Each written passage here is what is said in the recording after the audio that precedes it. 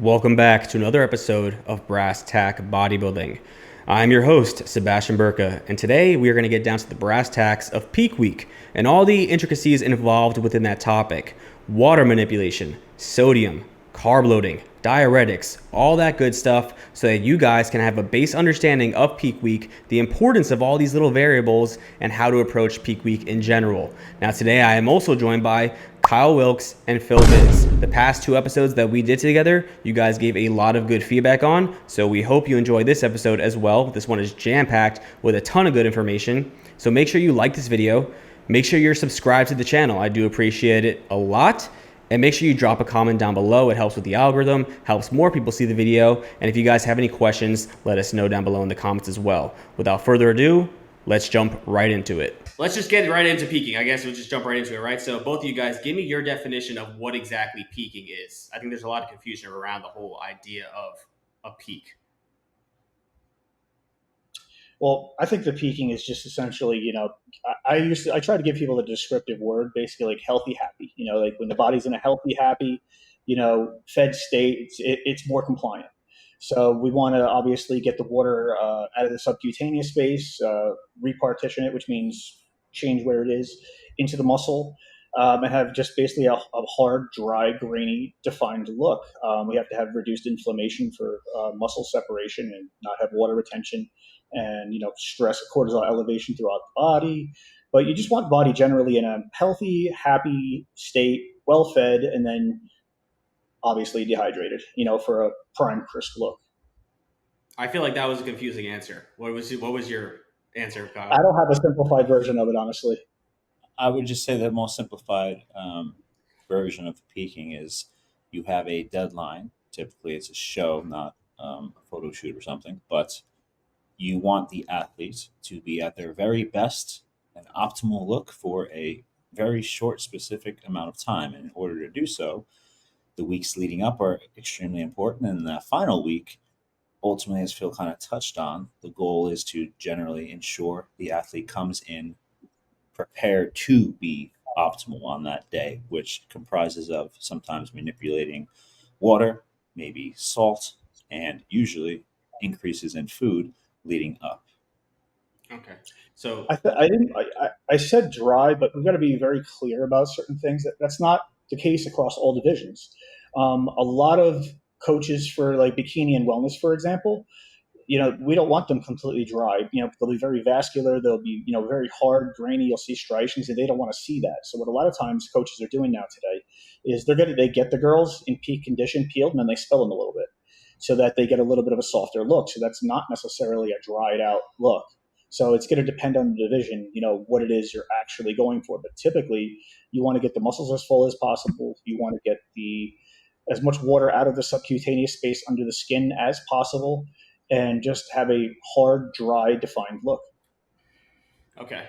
You're using a lot of these descriptive words of how the physique should look and processes that go into it, which we're going to get into all that. But I feel like the most simplistic way to generalize what a peak is to come in 5% better than you could be prior to that week. Would you agree with that or no? It's just to come in at that little, to give that extra little edge that you can in that final week if you're in the position to take advantage of that and done properly.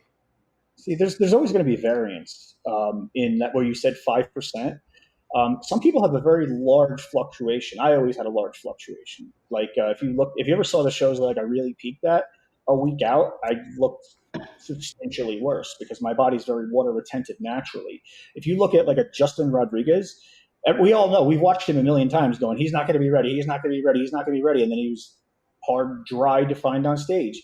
I think AJ told me once he drops like 15 pounds in that final week in order to get his crisp look. So everybody's going to be a little different. I find that women drop more water than men do in the final week.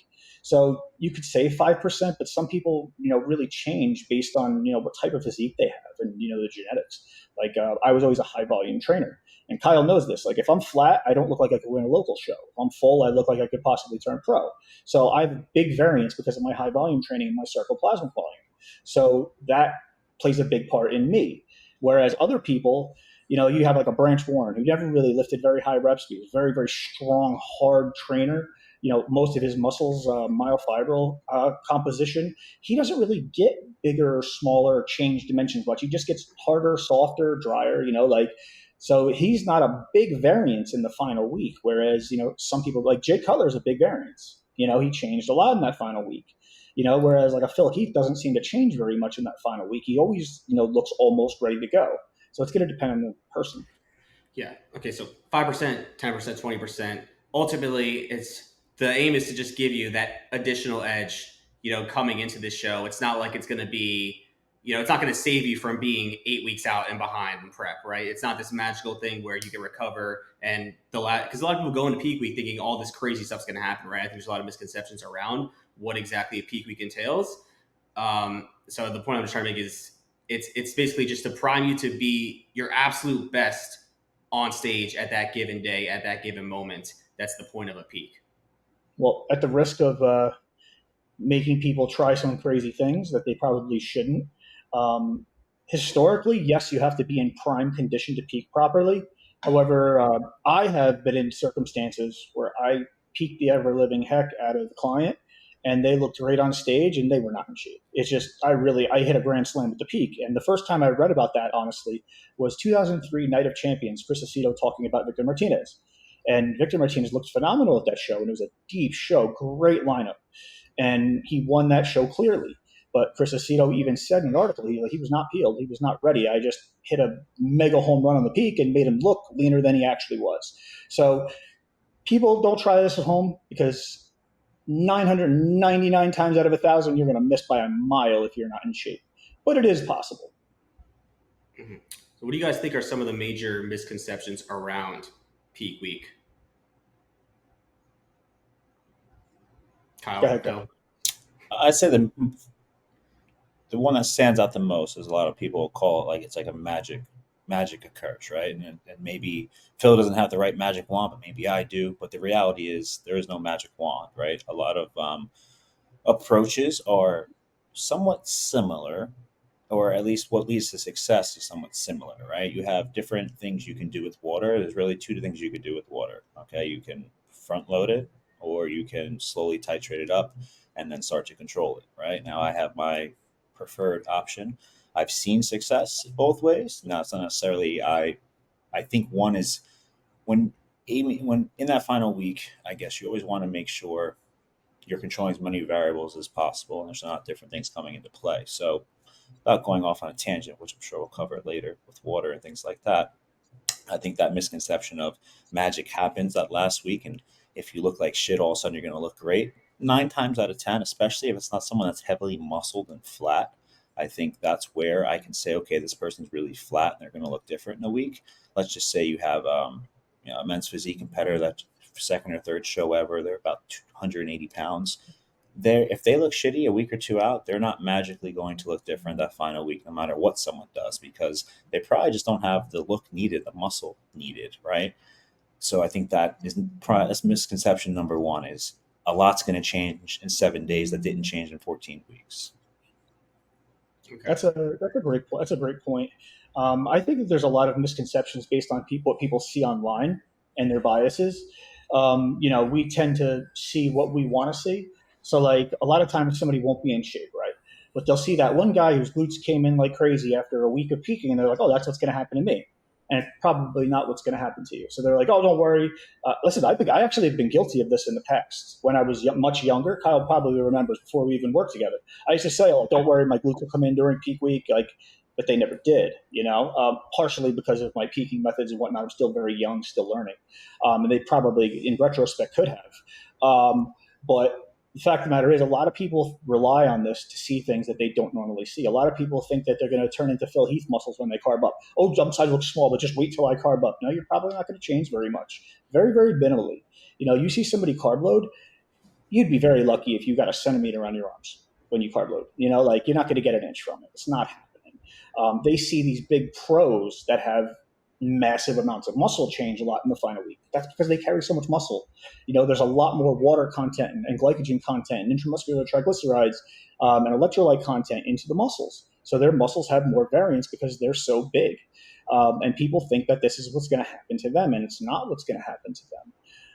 you're going to change very, very minimally in that final week. If your glutes aren't close and you've never seen them throughout the prep, like after cardio, maybe when you're dry or when you're posing one day or a low carb day or after a refeed, you're probably not going to see them on stage. And if your muscles have a flattish appearance, you're not all of a sudden going to have these big, round, full muscle bellies. It's just not going to happen. You'll be a better version of you, but you're not going to change like you think you are. And I think the perception of people showing their highlight reels and filtering pictures and using favorable pictures or blurry pictures online give people the wrong impressions of what to expect in that final week.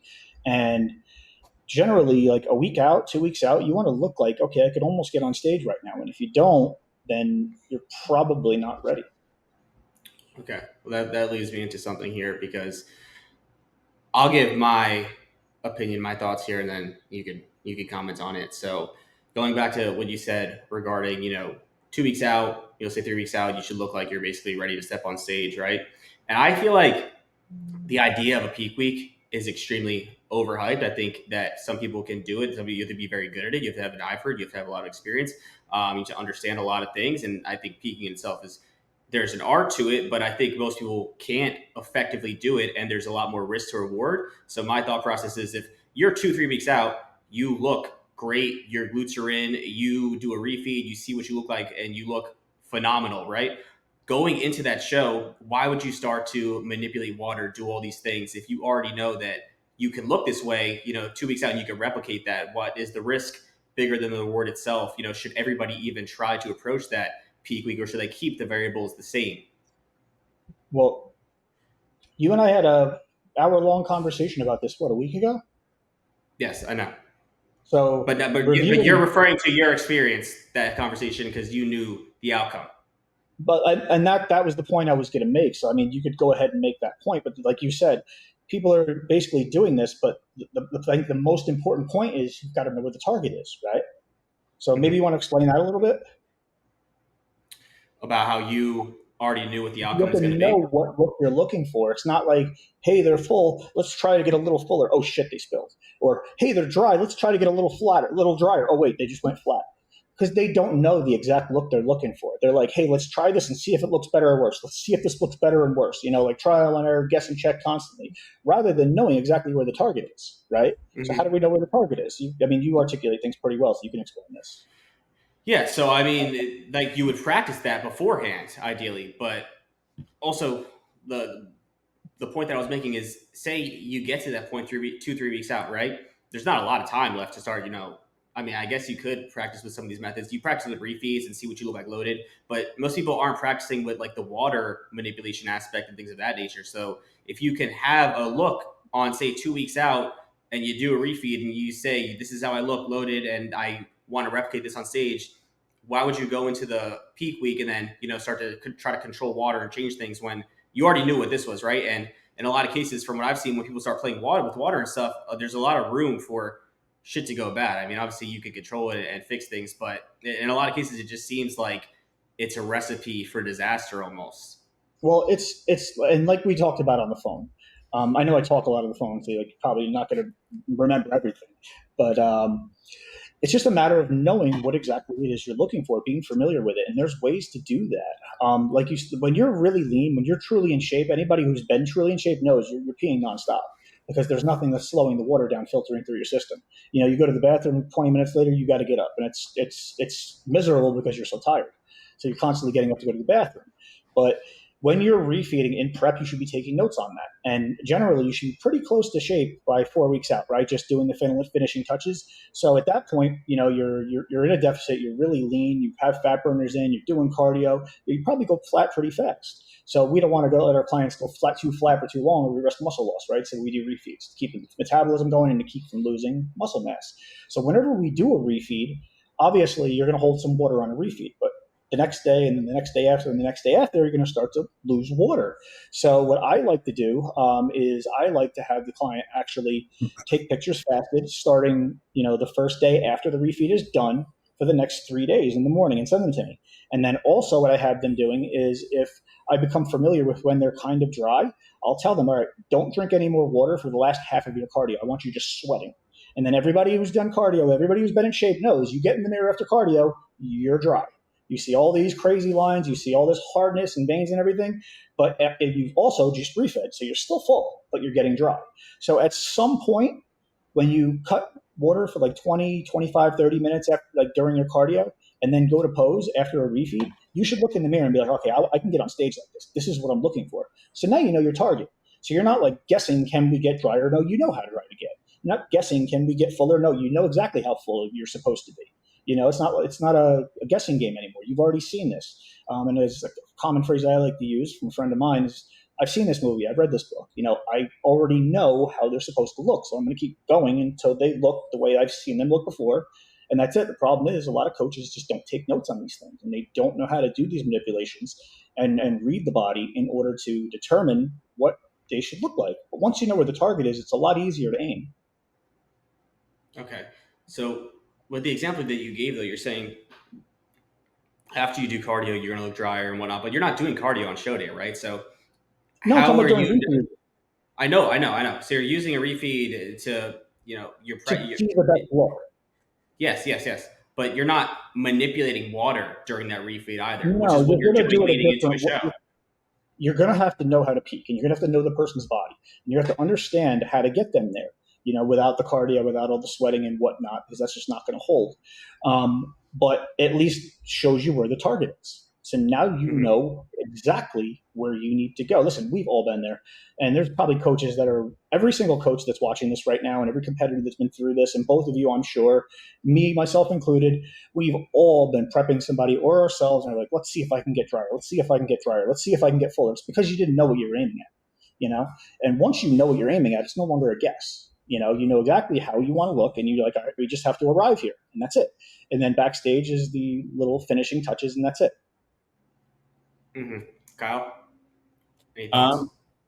So, I think, first of all, going back to your original question, right? If you're a few weeks out and you have higher food or refeed, whatever terminology you want to put on it, and, you wake up or you're in the mirror in the gym, you're like, wow, I look really good. It's a valid question as to why would someone therefore start to play with water. And I think one thing that most forget, and usually it's something that's also present after show day, right? The next day after, let's just say someone doesn't do well at a show, they eat a lot of junk, they wake up the next day, I get it, I've gotten it before, I've said it myself before, wow, I look better. The reality is you're not under the stage light, so it's a different look, right? So sometimes when you think you're dry, or the reason to answer your question in terms of why you would want to still kind of manipulate water after that is because it's not good enough. It's good, you might have the fullness you need, but as far as next to someone that is truly very dry or quote unquote peaked, you're going to be exposed, right? So I think that's just something to kind of point out there.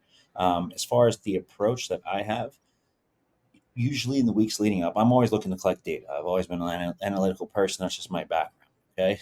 However, I've learned to couple not being too analytical to where it drives someone crazy. It's too meticulous to where they just feel like, oh my God, I'm stepping on the scale 3 times a day, like 3 weeks out, it's too much. However, generally, in a perfect utopian society with a client that's doing very well, they're executing, they're on track, we'll call it, anywhere from 4 weeks out to 2 weeks out, I'm starting to kind of run trials. Now, I don't necessarily play with water because generally anyone knows that if they peak for a show, for example, and they go to peak the same the next week, it's not usually the same, right? Without getting into the scientific part of, your ITMG not needing to be restored and all that nonsense, it's harder. Your body's response to not having water for a certain amount of time or doing something, it just doesn't respond right away the same. So why I don't jeopardize that a week or two out. I try not to. However, with food, similar to what Phil mentioned, let's just say I take a normal week. Most shows on Saturday. So I say, okay, weeks leading up, usually I'll use Friday and Saturday, Monday through Wednesday or Monday through Thursday, I'll push the person. Friday, Saturday, I'll use as higher food days, depending on their off days and things like that. Usually, I'll always get pictures, let's just say on a Friday morning before they start a refeed, a Saturday morning, a Sunday morning, a Monday morning. What I'm seeking to obtain from these pictures, I also get their weight. Their water intake should start to be tracked. Again, when they're 8 to 10 weeks out, I'm not telling someone you have to have 180 ounces of water on the dot, or if we're talking in terms of liters, 4 liters on the dot, things like that. As we get closer, yes, I want it to be super specific and to the point, including your coffee or as kids like energy drinks and shit like that. when I'm collecting this data, I'm starting to get a feel for, okay, they're going to bed at this weight, they're waking up at this weight. I'm starting to know their discrepancy in terms of PM to AM weight. So I know how much they're flushing overnight. That starts to play a role in terms of how I'm going to control their water. Someone that is dropping 10 pounds overnight naturally from what we're normally doing versus someone that's dropping 2 pounds. Okay, now we have a situation where one might not need a diuretic at all. And if you put a diuretic in, you might ruin a lot of things. Generally, the reason for the pictures that might seem overwhelming to some people from Friday to Monday is some people, I might give them food on a Friday. They wake up Saturday morning, they look awesome. Perfect. Other people, a little watery. Maybe a day goes by, maybe their Sunday's a base day or it's a low day, they're not training. By the time Monday morning wakes up, I now have another look of how they look. So I start to play the game in terms of what weight looks best. So again, as Phil kind of touched on, I know what I'm looking for, and I can start to really calculate and be specific with numbers to where anyone that's worked with me, usually I tell them, hey, this is what I want you to wake up at. This is what I'm seeking. So that day before a show, weight's pretty much almost holding pretty consistent to where I know what they're going to drop overnight. And I try to be spot on. I don't try to say, hey, if it's wrong, we're going to win or lose. But I have an idea of how the body should respond, assuming other variables like stress, you sleep, your bowel movements, all these things are somewhat controlled and not, crazy things go wrong at the end. As we all know, if we competed or are thinking about competing, the process leading up, the traveling, which we'll touch on in a little bit, the tanning, all of that kind of stuff can be nerve wracking. Sleeping in a different bed if you are in a different location, all those things play a role. So my approach again is to collect the data weeks leading out. That way, that final week, it's nothing too new. I might just try to further deplete the person, but I know exactly what weight looks best. Again, that's my approach and what I've seen to be the most helpful in terms of being something I can rely upon and also fix and address things if they pop up. So when you're looking for this weight where they find the best, this is assuming the person is already in shape weeks out. So, in terms of the best look, generally, even if someone, I don't want to say the word fat, I like calling people fat. So, let's just say they're somewhat fat. Okay. They're 3 weeks out, they're not ready yet. In a Yeah. perfect world, I try to have people ready by a week or two out because that final week of contest prep, you're not really losing body fat. And if you are, you're probably not going to look the best on show day unless the division doesn't matter and you want some inflammation, which is helpful for some divisions potentially. But that aside, you want someone to be on track. So even so, if you're 3 or 4 weeks out and you are having a refeed, the look can distinguishably change, especially if you have a lot of muscle. Someone like Phil, for example, if he's low on food, and again, his low might not be 0 carbs, his low might be 200 grams of carbs, depending on one's metabolism, but his look will change drastically depending on how much muscle you have. So you could really start to see a difference, which is why I always tell people, I think, peaking a bikini client, regardless, they don't need to be as hard and dry versus peaking someone that has 250 pounds of muscle. That there's a huge discrepancy there. You'll see a lot of things not work so well if you have the same approach. Now, again, from a baseline perspective, I still take the same approach and I consider the same things, but the desired look is a little different. So, again, to just simply answer your question, you don't have to be in perfect shape weeks leading out for me to know, okay, when I give this person fats and then I give them this amount of carbs, this is how they look versus, hey, every time I give this person 500 grams of carbs, like they're 4 or 5 pounds heavier. They look horrible. I rather just give them fats and very little carbs. They look much better. So that's what I'm looking for. And to add on top of what Kyle just said, it's important to be educated in order to peak somebody. Listen, you don't have to be super educated to bulk somebody up. You don't have to be incredibly educated to cut somebody. To get them peeled, you have to be decently educated. But to cut them, or bulk somebody up, you don't have to be a genius. But when it comes to peaking, I've had conversations, interviews with hundreds of coaches over my career. And as you guys know, like I really study the system and physiology, and I do my best to understand a lot of these things.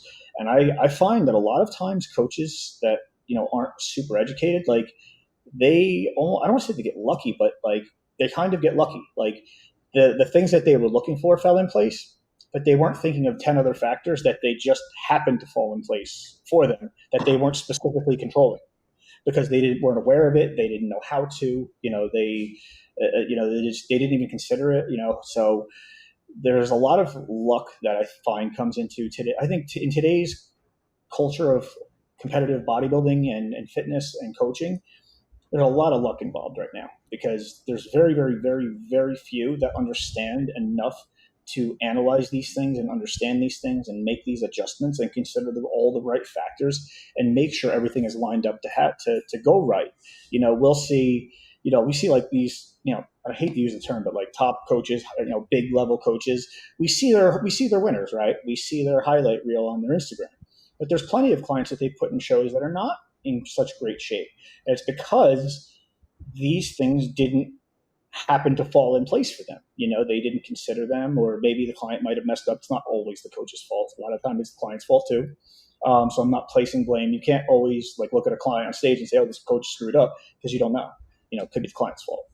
But I find that still there's far too little education into this topic, where a lot of people are just getting lucky. They're doing a lot of things right, and they're guessing, checking, and going off experience, but they don't know enough to where certain things happen and certain factors are present to fix it. Like I've literally watched this at the Olympia. I think it was 2022.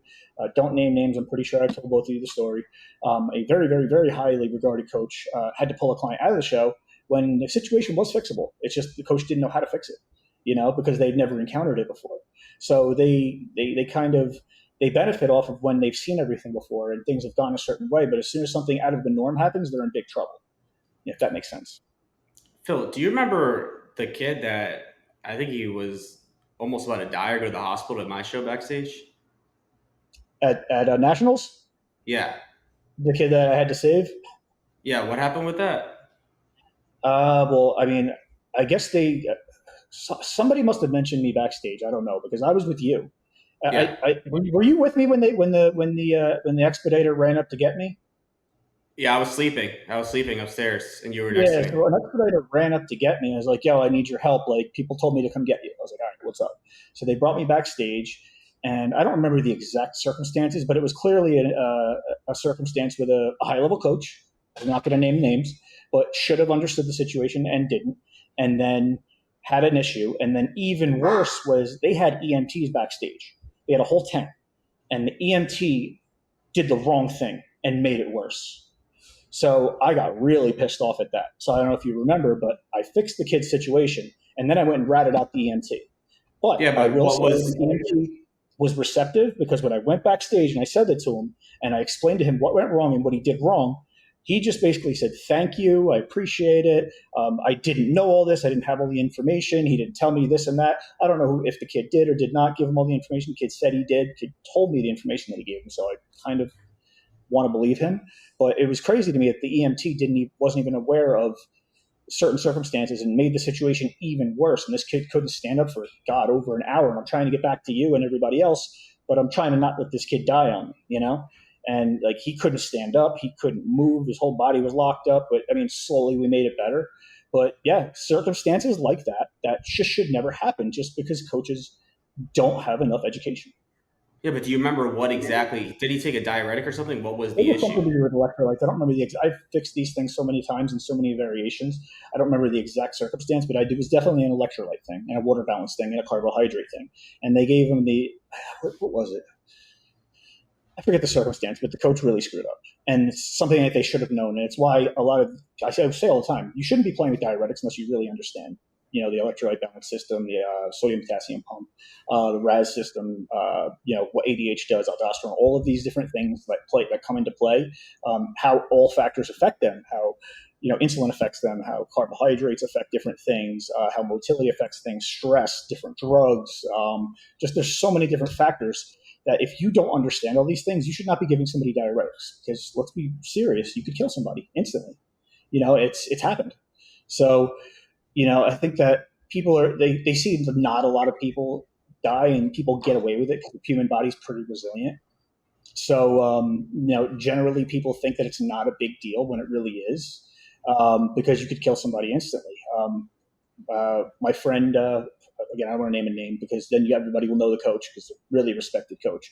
But one of my friends I had to carry out of the New York Pro, and take him back to his room and force him to do a few things that he didn't want to do, because he literally collapsed. I literally carried him to my car. He's such a nice guy. Like, "Don't mess up your seats." I'm not gonna fuck about my seats. Like, get in the car, we're going. And I had to save him there. He was like, I'm telling you, he was borderline death. And it was because of what the coach did and what the coach didn't understand, and the person's unique individual circumstances genetically as far as health. But the coach should have understood that and didn't, and this is somebody who's won Olympias. So, this is a problem in our industry. Ignorance, people thinking that they know more than they actually do, and almost getting away with these things rather than purposely succeeding. Yeah. Okay. Now, Kyle, you mentioned something regarding somebody potentially looking better with a little bit more fats versus more carbs.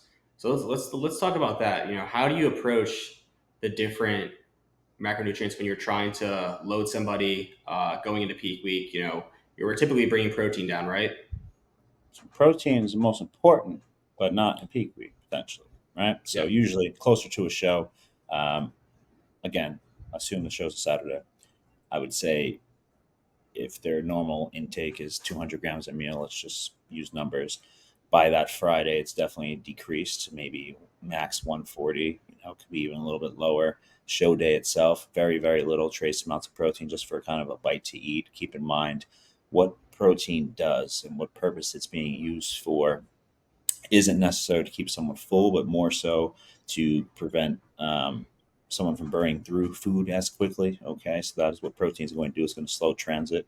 And again, in a simple term, think of somebody that if someone's super hungry, they're eating 210 grams of protein or eating 40 grams of protein a meal. There's definitely a difference. They're going to feel a little bit more full. It gives them something to chew on. Okay, so very, very simple. As far as carbs and fat, Phil, do you want to interject with protein before we move to carbs or fats? No, I agree with you. It's essential in prep, obviously, for muscle retention. People typically ask me, like, when is protein highest? Off season? No, protein's highest in prep because we need to spare and retain muscle at that point. And whoa. What do you mean it's highest in prep? Because in off season you have all trace protein too, so your intake's always going to be the highest in an off season. No, but listen, I'm going to push it up as high as I can get somebody to eat in the off season, but I'm purposely keeping it up in prep simply for muscle sparing effects, making sure we retain it, because we know a lot more of it is going to be converted to glucose through gluconeogenesis, right? When we're in a calorie deficit and the body is looking for energy sources. Whereas in the off season, we have fats and carbs that are sparing that protein, so it's not being converted at that rate. So if I were to give a general BS mathematical number, now don't take this number literally, but like I would say 300 grams off season is equal to 400 grams in prep, because you're going to burn up a percentage of that and convert a percentage of that for energy in prep because you're in a deficit. So it's very important in prep, but in the final weeks, like Kyle said, it's important for motility. It could have slight effects on diuresis, but it's not something that's going to be essential for peaking. I'm even known to, when I'm trying to say peak a classic competitor, when they've weighed in at 2 p.m. and they've got to peak for the next day, and we've got 18 hours to get them full, and we just pulled them down 10 pounds. I've been known to pull protein out of some of those meals so I can push the meals closer together. They'll process and digest the carbohydrates faster, and then I can put more meals in. And that's just to help them fill out. As far as making it gets more carbs in, more glucose into the system in order to help them fill out, because protein's not going to do it. Protein is just going to slow down motility and slow down digestion and slow the rate at which I can process everything, right? Now, we do want to consider the fact that we want protein in there because the body is used to those combinations and digesting those combinations, right? So it's a little bit of familiarity by the body too, and we know this because when we introduce foods that we haven't had in a period of time, there's usually digestive distress. So there's an aspect of familiarity with how the body is going to process different foods too in combinations. So you want to stick with what the body is used to and what the body knows. But I won't do it for multiple meals, but like I might do a protein carb meal and then just a carb meal and then a protein carb meal and then just a carb meal and alternate like that. That way I can get 6 to 8 meals into a window rather than 4. And again, that's just to fill someone to get more glycogen into the muscle. Yeah, that's why. Much time to fill them out, and we just depleted the heck out of them to make weight, right? So it's how much. A lot of these classic competitors, they might look great on stage, but they just never fill out in time because there's just not enough time to do it. They could have filled out more. It's such a short window because of the time from weigh-in to stage. The guys that fill out best are usually the guys that don't have a hard weight cut. That's why we see Bumstead not really struggle to peak, because he's not coming out of such a big hole. Whereas we have seen Ramon have trouble with that. because he's got a big cut to make weight. We saw Derek Lunsford struggle with that in the 212 for a number of years. He was cutting, I know personally, so I know he was cutting 18 pounds, the week of the show trying to make weight. And then it was a nightmare trying to fill back out, and he just couldn't fill back out in time. Eventually they kind of figured it out. I think they just started at a lower weight the week before the show, and that made it a little easier. When you have that kind of muscle mass, it's going to be really hard to fill that out in 24 hours, no matter what you eat. You could use insulin, you could use different methods, still going to be hard. Okay. Now moving into carbohydrates versus fats, how are you determining whether or not somebody looks better with some more fats in them versus more carbohydrates? I know we usually use fats towards the end to, hold. You can use it to hold a load, but there's also, muscle triglycerides. And I hear some people say that, it's not nearly as important as muscle glycogen. But obviously, there's individual dependence. I know some of the days that I've looked the best was the day after I had like a super fatty steak the next morning. So it's just weird, but how do you really come to that conclusion? Well, we just shifted off of Kyle, so I'll let him finish his thought on that, and then I'll interject. Yeah, so I think hopefully everyone understands protein and its role and lack thereof, maybe leading up. Okay, as far as I guess going into fats, you kind of touched on it, right? Again, fats for me are sometimes, I don't want to say like a secret, but it's like something that people overlook. A lot of people just think they need the carb load for a show. However, there are many individuals that I'll see backstage, as I used to be at every show in New Jersey for an extended period of time, and I would hear them saying, "I've been eating 1,000 grams of carbs. I just can't fill out. Can't fill out. Can't fill out." Right, because the reality is when you're simply eating carbohydrates, and even if you have a little bit of protein, you don't have anything. It's not sticking to the body. You're just burning. It's like a furnace. You're just like throwing coal in, and it's just burning. How do you prevent that from being the case? Insert fats, for example. Right. So now fats are going to slow the transit time for sure down, but then something called, as we touched on, ITMG. Okay, that in itself is known Which is scientifically. intramuscular triglycerides for everybody at Yes, home. for those that don't know what ITMG is, correct. Thank you, Phil. What that is scientifically been proven that helps. So in your muscle cells, okay, there's two things, not just glycogen. You have ITMG, and generally, when you're in a caloric deficit, you're pushing really hard in a prep. That can get depleted over time. Okay, so I kind of touched on earlier, when you restore ITMG, it takes a longer time to deplete through. That's why from one show to the next, you can't just necessarily copy and paste. Oh, I did this last week for the show this Saturday. I'm going to do it again for next Saturday. Why did I look differently? What's going on? My weight's higher. I don't look as dry. I'm already like looking almost a little spilled. What's going on? Well, the reality is you didn't need as many fats potentially, right? Depending on your approach. So that's the general role I'd say fats play. So to touch, does that kind of answer your question, Sebastian? In a simple manner. Yeah, but so obviously, can like add on. glycogen makes you look fuller, right? But intramuscular triglycerides contribute to that look as well. Well, I can add on this. How in depth do you want me to go? As in Because depth we're as trying to keep this simple, and we're trying to not confuse people. So if I get a little too far out of the way, please let me know. Just stop me. But as far as like you said, intramuscular triglycerides are very, very important. And people will start carb loading, and they're like, "Oh, I'm not filling out what's going on." So as he mentioned, what you meant to say was a lot of times the fats can spare the carbohydrates, because there's a strong thermic effect when you start taking carbohydrates. Not only that, your metabolism has been slowed down for a period of time, and when you start introducing carbohydrates and a lot of calories, your metabolism speeds up. Now, we all know this from prep, because what happens when we've been dieting for a long time? We finally have a big carb meal or a cheat meal, start sweating. That's our metabolic rate really cranking and turning on. So what happens is when that starts to happen, say I'm going to get, again, BS numbers, say somebody eats 600 grams of carbohydrates, well, they might only have utilized 200 to 300, and they burned up the rest as energy. So if you have fats in there, you can spare those carbohydrates to an extent. Now, how many carbohydrates do we need? I think this is grossly misunderstood throughout the industry, and I'm going to give something away right now. I don't mind it, but a lot of coaches will say, "Oh, I only carb load, I don't fat load," right? But then you'll hear them say, "Oh, I loaded them on 1,200 grams of carbs for 3 days, 4 days, because they just weren't filling out, and then they finally filled out." What happened? Well, your glycogen stores were probably full after the first 24, maybe a little longer hours, because it's a very acute response, meaning short window, short period of time.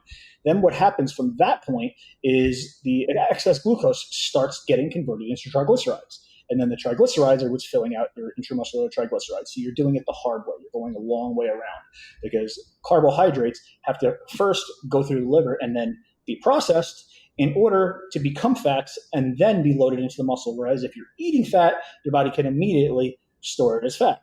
So you're taking the long way around, and that's why they were loading 1,000 grams of carbs for 4 days, and then they finally filled out because it took that long to convert that many fats and fill out their intramuscular triglycerides.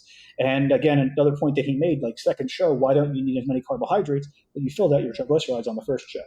So if you went a little flat, you didn't have to refill those intramuscular triglycerides for the second show. You just had to reintroduce carbohydrates. That's why you'll see a lot of times, like if I'm peaking somebody back shows, I'll load for 2-3 days the first show, and the second show it's just 1 day because you don't need to do that second aspect.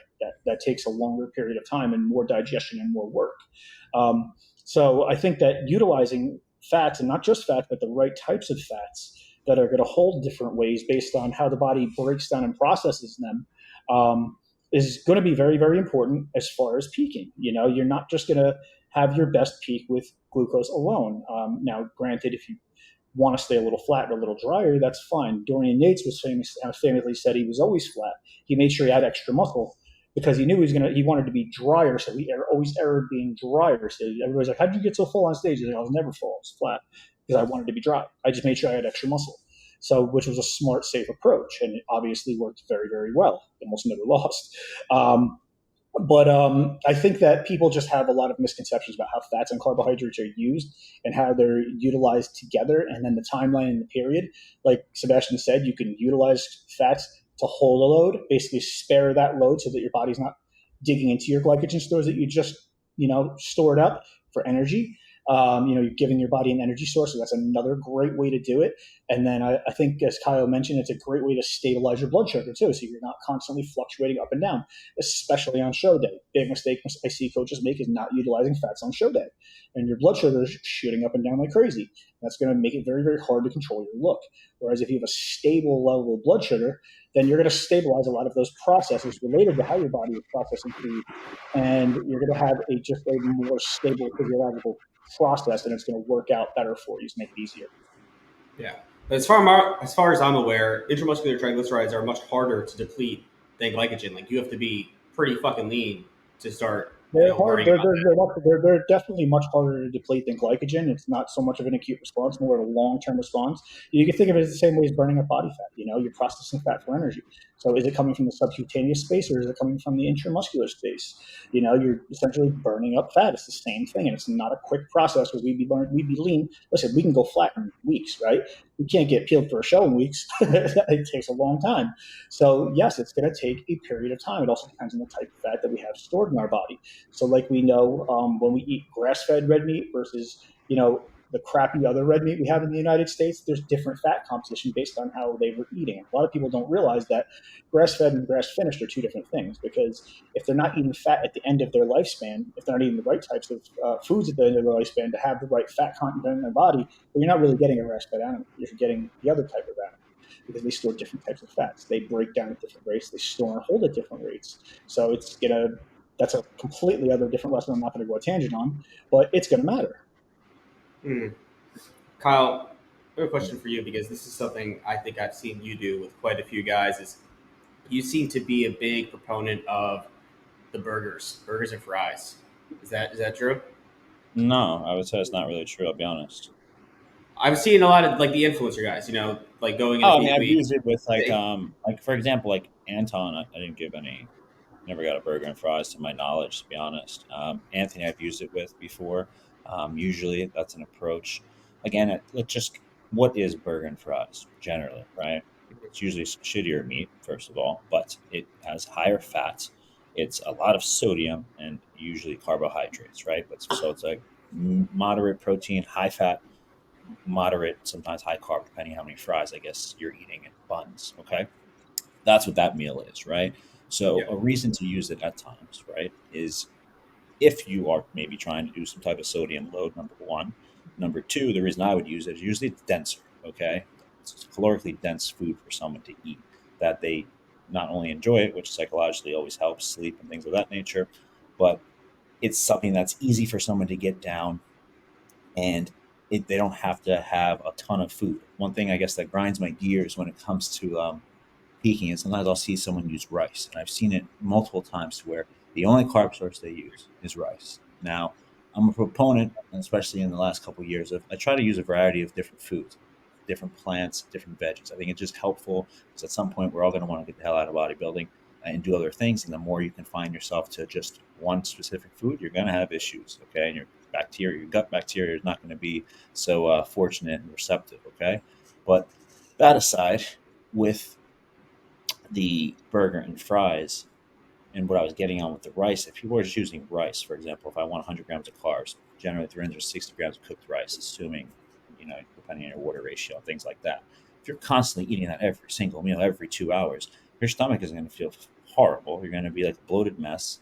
Consider the That's a fact lot of also volume.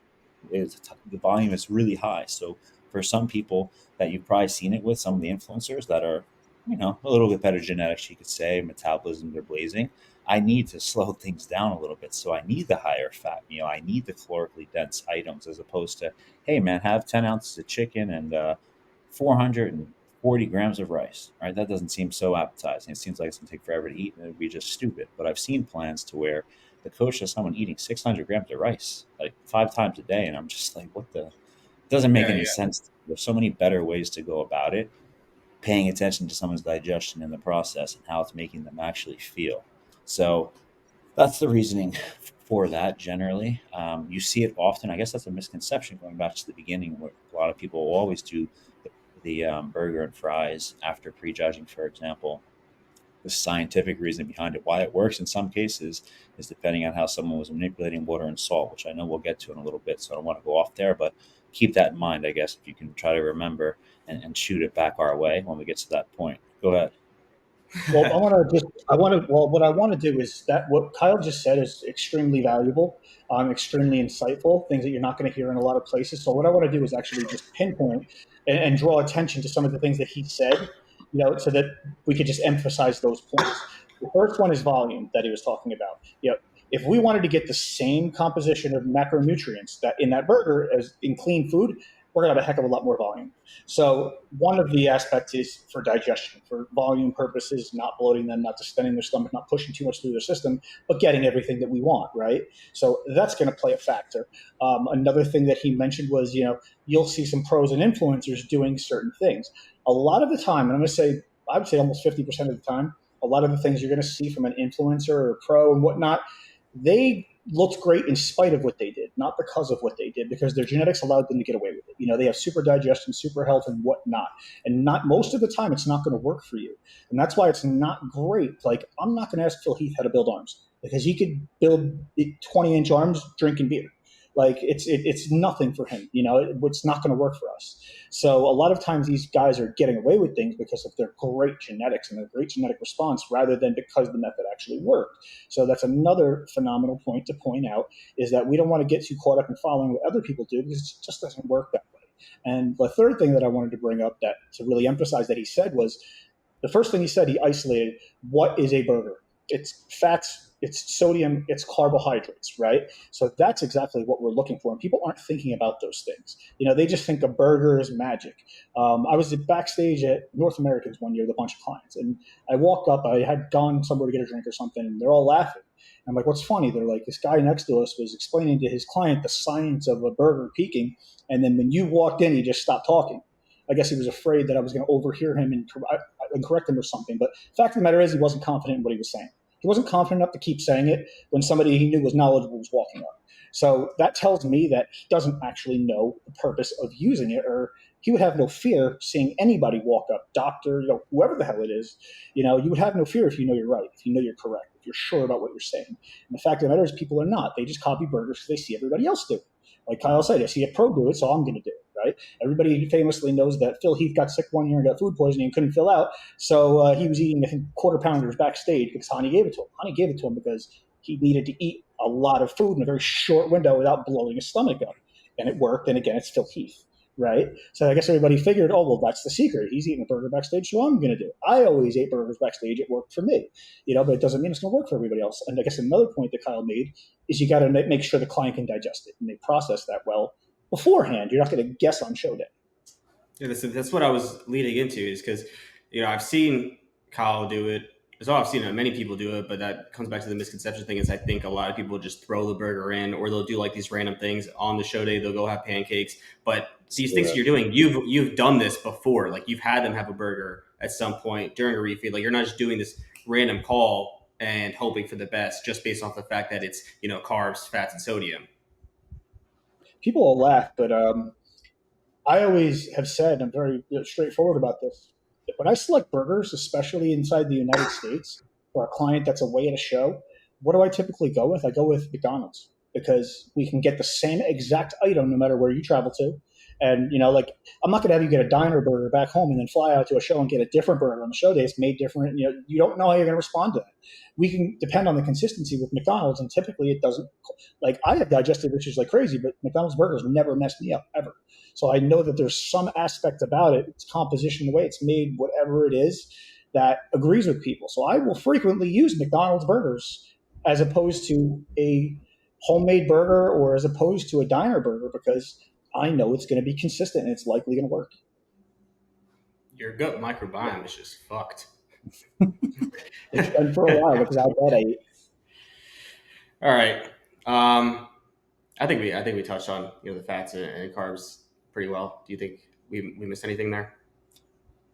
No, I think just the last thing to recap, the most important if someone skipped along, don't try random foods during peak week that you haven't tried. And if it works, it doesn't mean you know what you're doing. It means you're lucky. Okay. That's what that means. Mm-hmm. And just because someone else is doing it, in most cases, hopefully there's a rhyme and reason why they're doing it. Okay. Just like the entire approach to peak week, generally, a lot of people share their plans with me. Hey, Kyle, this is what my coach has me doing. What do you think? One, please, if you're listening, don't do that to me or to anyone, because the reality is nothing I say is going to be productive other than, hey, just listen to your coach. I'm sure there's a reason. Now, on the back end, when I look at something like that, I try to understand the mindset and the approach. What was the goal here as we go day by day, meal by meal? Like, what was the end goal in mind? And sometimes I can rationalize and put together why someone might be making the decisions in a perfect world.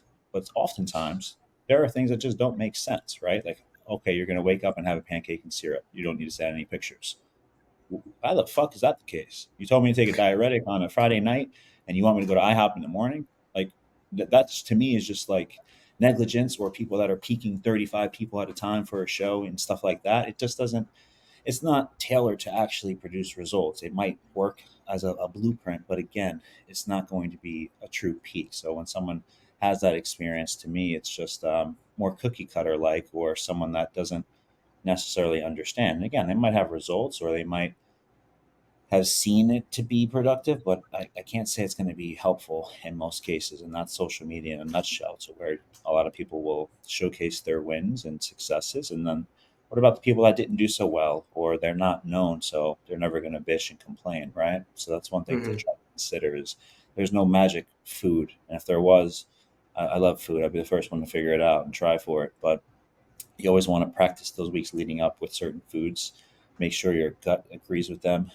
and then make sure you're confident in why you're using it. That I think is the ultimate goal. If you're coaching someone or if you're a client, understand why. That usually eliminates a lot of stress and variables of that nature. And that's a great point that he made. I actually have experience with that. Like I've actually seen this live. Again, very, very big name coach that probably everybody watching this right now follows.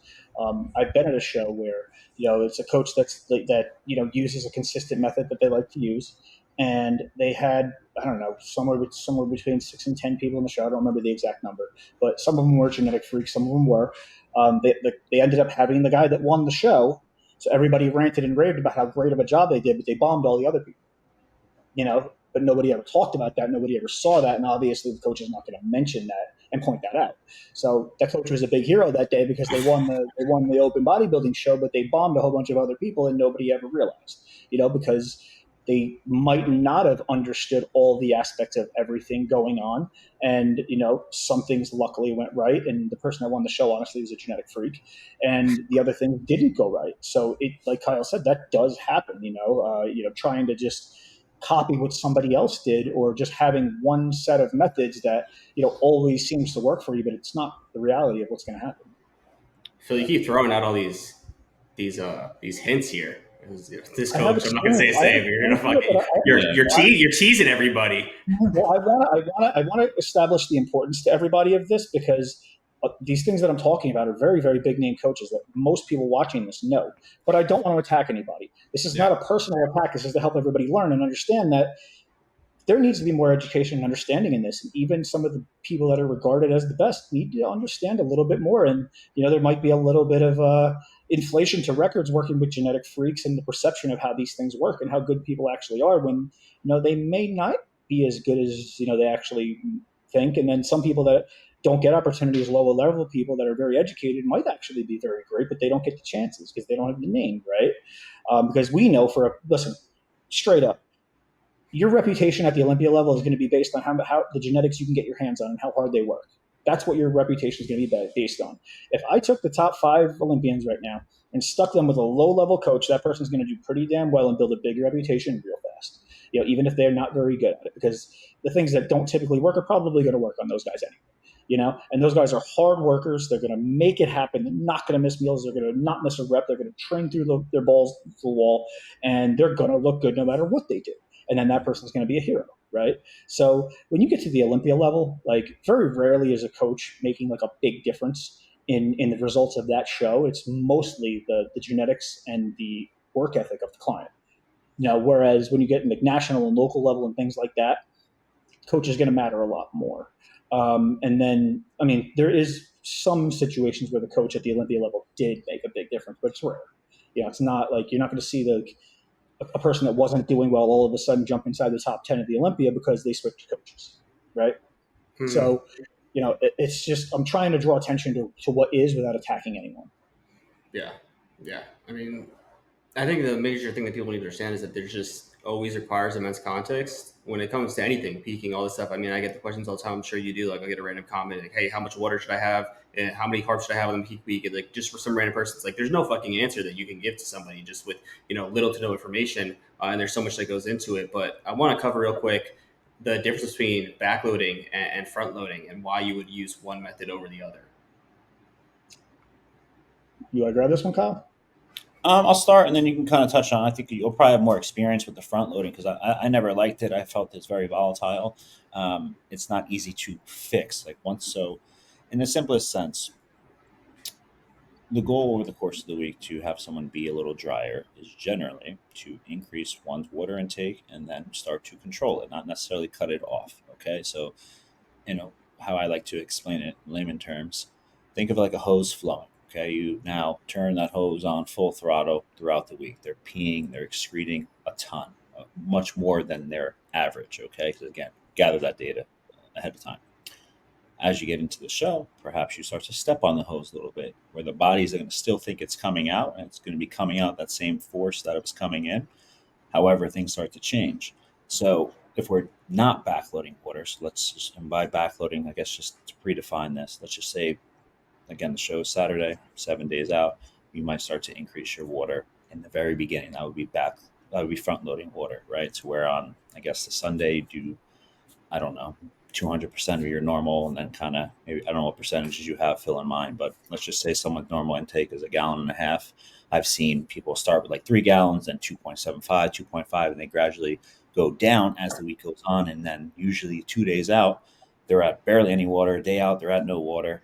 And where I see fault in that as opposed to the opposite approach, almost, your muscles, what do they mainly consist of, right?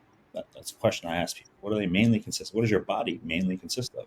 The answer is water. Okay, so when you don't have water, you might have the food in place. There's plenty of times to where on Saturday morning, an approach I always have with people that I coach is people are fed. They just don't have enough water in their body because perhaps they are dehydrated. So what I'll do always, Saturday morning upon waking, I'll see how someone looks after a couple rounds of posing. get their weight. I will then give them fluids. If their look drastically improves, I'm aware, okay, it's not necessarily a food issue, it's a water issue. So that's a little, I don't know, Easter egg for some people. Whereas a lot of people, Wait. Repeat that real quick. the entire thing. No. What you just said, you're giving where it's a water issue. So if Well, someone wakes simplified. up, what's that? I was going to explain it for you. He basically said when you start adding water and they start improving, that the flatness didn't come from food; it was because of water. And yes, so that in itself, that process is something that I found to be very helpful, and I think any coach should always be considering if they're aware of kind of the principles of, again, what peaking is in that process, and you're playing with water at all. Now, if you don't touch water at all, then it's not something to consider. They just do your normal thing. I have people that I don't, depending on their division, perhaps. Hey, drink as per normal. Don't do anything different. If you wake up in the morning, you usually have some water. Do your thing. Keep everything as per normal. And so going back to the backloading versus front loading, first of all, I just want to clarify that we're talking about hot water, okay? We're not talking about food or something like that. So, or at least what I'm talking about, Sebastian. So when I'm asking you, are you asking about water or are you asking about food? I was referring to food, but I guess they go both in hand, right? Because when you're, Wasted 5 minutes of everyone's life. See, I was talking about I mean, water. they're both important. Information. Yeah. So I was referring to water. I've seen that aspect. Now, food changes the game. So Phil, I'm tired of talking. You start with the food. I'll go from there.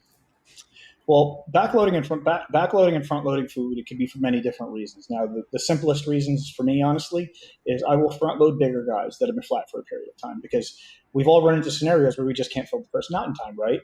Maybe the volume of food causes them digestive distress, or maybe they're just the type of person where every time you refed them, they had some gas and bloating. So you don't want to sit there and contend with that close to the show. You need to get them loaded, but then you've got 24 hours or more of combating the side effects of that load, right? So you don't want to be scrambling to do that the day before the show. It's very stressful. It stresses them out, and it can really affect the peak. So I would prefer to do that early in the week. Scott Stevenson is one of the first people that actually devised this method, and I actually call it a safe load because it's safer. It's less. I mean, you're not going to get as perfect of a peak, but it's a lot safer to front load for a show than backload, because you're going to get to. It's called a fill and spill method. So you just basically eat until you spill. But so what if you spilled? It's Tuesday, it's Wednesday. You got 3 days to clean it up. So now we know that you've loaded to the gills and maxed out your load. So we know we've got you as full as possible. So now all we got to do is dry you out. So we do everything step by step, one at a time, rather than trying to do it all at once. So you fill up, fill out, then you dry out, and then you top everything off. And it usually ends with, having a few big meals the night before the show. But usually it's like Wednesday, Thursday, Friday, pretty low food. You're trying to clear out all the waste from the load, get rid of the bloating, let the inflammation come down, lose all the water, clean up the spill, and all of that. So that's the reason why you would go one way or the other, but it's not going to be your most accurate means of doing that. And I definitely wouldn't do that for a very high stakes show, unless the client is just very, very good to where they can win. I have done that, but I'll only do that if I know the client's very likely to win, no matter, if they're perfect or not, because of genetics, development, what show it is and whatnot. But higher level shows, I'll very rarely do that. But front loading is safer because you can load like crazy without worrying about a spill, and then you have plenty of time to clean it up. Whereas the other way, you've got to understand a lot more. You've got a lot more going on at once. If something goes wrong, there's a lot more variables to consider and understand about physiology, and it's a lot harder, but it's going to result in a better peak. So that's why I would go either one way or the other. So when you're front loading food or backloading food, is the water approach going to be the same with that? Like you're front loading food, are you going to increase water with that load in the beginning of the week? Well, I always increase water 2 weeks out, maybe more. So like when my guys are 2 weeks out, they're already drinking 2 gallons, because I want their body to already be acclimated to the excretion and the water intake, and become familiar with the water process. I have people drinking all of that water away from meals because they don't want to dilute stomach acid and delay breakdown of the food that you're eating as well. So you're drinking away from the meals, and you're just getting familiar with the process and having the body become normalized to the process. So I get water up pretty far from the show. And then if I have to go up further, it's only a half gallon. It's not adding a gallon and a half. That's pretty extreme to a person and stressful to the body. And, they'll get stomach aches and all kinds of different things from the excess, water that they just accelerated up rather than slowly titrating it up. So I like to typically do that. And what that's going to result in ultimately is a drier look for a longer period of time because you're flushing more electrolytes out. So you're going to have a more clearer look now of what the person looks like. So I don't like to do drastic things with water, the week of the show. I like to already be kind of acclimated into that. And then we just make, changes at the end, like Kyle said, but you've got to know what to look for. This is where experience comes in and understanding of all these different surrounding variables. Whereas, a lot of people are not familiar. Most people see somebody flat, they're like, oh, food, carbohydrates. Water. I've given people more water on show day than you would believe. And they just got better and better. And, you don't want to just jump to that, but, you give somebody 4 ounces, you give somebody 6 ounces, resend pictures. They got better. Okay, do it again. Did they get better? Do it again. They get better? Do it again until they don't get better. Then you start doing something else, but that might be the only problem. And it's a good thing to know somebody's look and know somebody's excretion rate, right? Because if I send somebody to bed and I know that I fed them enough and they're looking pretty good and they wake up flat in the morning and they were pissing all night, I know it's water because everything else has already been put in place and handled. So I usually set my peaks up like that. Whereas in the morning, you're not sitting there wondering, is it carbs? Is it fats? Is it this? Is it that? No, with the way I peak people, the first thing I look at is always, do I need more water? Because I've already handled everything else. So my thought process is, if you were to increase carbohydrates a ton, whether it's front loading or back loading, wouldn't you want to, I guess it depends where your water's at, but you'd want water intake to be high relative to that because you need the water to efficiently store the glycogen, no? Yeah, but you don't need a ton. The water is high not for glycogen formation. The water is high for flushing out electrolytes and getting dry in your excretion rate. You don't need a ton of water to load carbohydrates. I believe it's something like 2.7 to 3 grams of water per 1 gram of glucose. So like say we loaded 1,000 grams of carbs, so that would be 3,000 grams of water. How much does 3,000 grams of water weigh? I don't know. Like, this is, and again, this is not accurate numbers, but that would be 107 ounces, less than a gallon. So yeah, you don't need as much water as you think you do. A lot of the issues that we encounter with having trouble loading glucose is more so from insulin resistance and being too dehydrated, from diuretic use and things like that, or people cutting water off too early. But you don't need a ton. This is why you'll see people sometimes reduce water days before the show and climb the carbohydrates up to still peak pretty well, because you don't need a ton. You just have to make sure the person's still excreting. Okay. But you still need sufficient water to come in properly to get full. I mean, you also need water to facilitate motility, right? To make sure you transit all the food through your body and out of your system. Make sure that you can go to the bathroom and get rid of all your waste. If you're too dehydrated, that's not going to happen. If you're too dehydrated, you're going to have insulin resistance. You're going to have issues loading glycogen. You're going to have a number of different issues. So, and then you couple that with carb loading, which is going to start to increase aldosterone and things like that. And then the aldosterone increases on the day of the show from eating carbohydrates, from pumping up. Yes, all of those things raise aldosterone. What big misconception, people think that aldosterone is low on show day. I have a pretty strong theory that it's not. I'd love to test it out, have somebody who can, run bloods every day, a week of the show. But I'm almost positive that aldosterone is high on show day, and it plays a part in, really finalizing the look, and being able to hold that look and being, hyper retentive of different things like electrolytes and, being able to repartition, have that strong, effect. But again, I'm rambling now. But it's just a matter of understanding what's going on. There's no set rules to this. Some people are going to be able to keep water higher. Some people are going to keep water lower. Some people are going to, not need much to stay full. Some people need a lot to stay full. You're going to have to read the person's individual response and understand what's going on. Yeah. So when you cut water, aldosterone is typically going to rise, right? Well, aldosterone is not related to water intake specifically. It's more related to your electrolyte intake. The reason why we have high water is to flush the electrolytes, right? So we can carry it out of the body. So people have a misconception of that. They think that they're lowering aldosterone by drinking more water. You actually raise your aldosterone even if you're drinking a lot of water by lowering your salt intake too low, or taking too much of a diuretic and then stopping the diuretic and having a rebound effect. So that's misconceptions and lack of understanding of sodium-potassium pump, electrolyte balance in the body, and how those things actually work. Because again, 99 out of 100 coaches are going to tell you that the water load is what lowers your aldosterone. Maybe wrong. I mean, it helps. It relates to the process. It's part of the process, but it's not what does it. It's not the main factor. But people think that it is. So Yeah. again, just lots of misconceptions. And these are things that people have parroted through the years. They heard somebody say it that does well, and then they copied it, and they copied it. And, it went down the chain, and everybody repeated it, but it was never right to begin with. Well, Again, I lack of believe understanding. They don't know how to control these variables when it's not an optimal situation. the old school approach was typically what, to cut water, increase carbs, and sodium load going into a show. Was that not a thing people did? And sometimes it worked, and a lot of times it backfired. Why would it work sometimes and other times backfire? Genetic response. Just genetic response. Genetic response and the current circumstance that the person is in. Remember, we want to set up physiological response situations. Like we want aldosterone to be low going into the final few days. Why? Because we want to flush that water. So if we don't, and how do we get aldosterone down? We can't just decide we're going to do it today. We got to start days prior to cultivate that response, right? If we want to be insulin sensitive, we have to cultivate that response in advance. We can't just wake up in the morning and say, okay, I'm going to make myself insulin sensitive. It's not going to happen. It takes days prior, weeks prior. So if you don't cultivate a response in advance, then you're not going to have that response.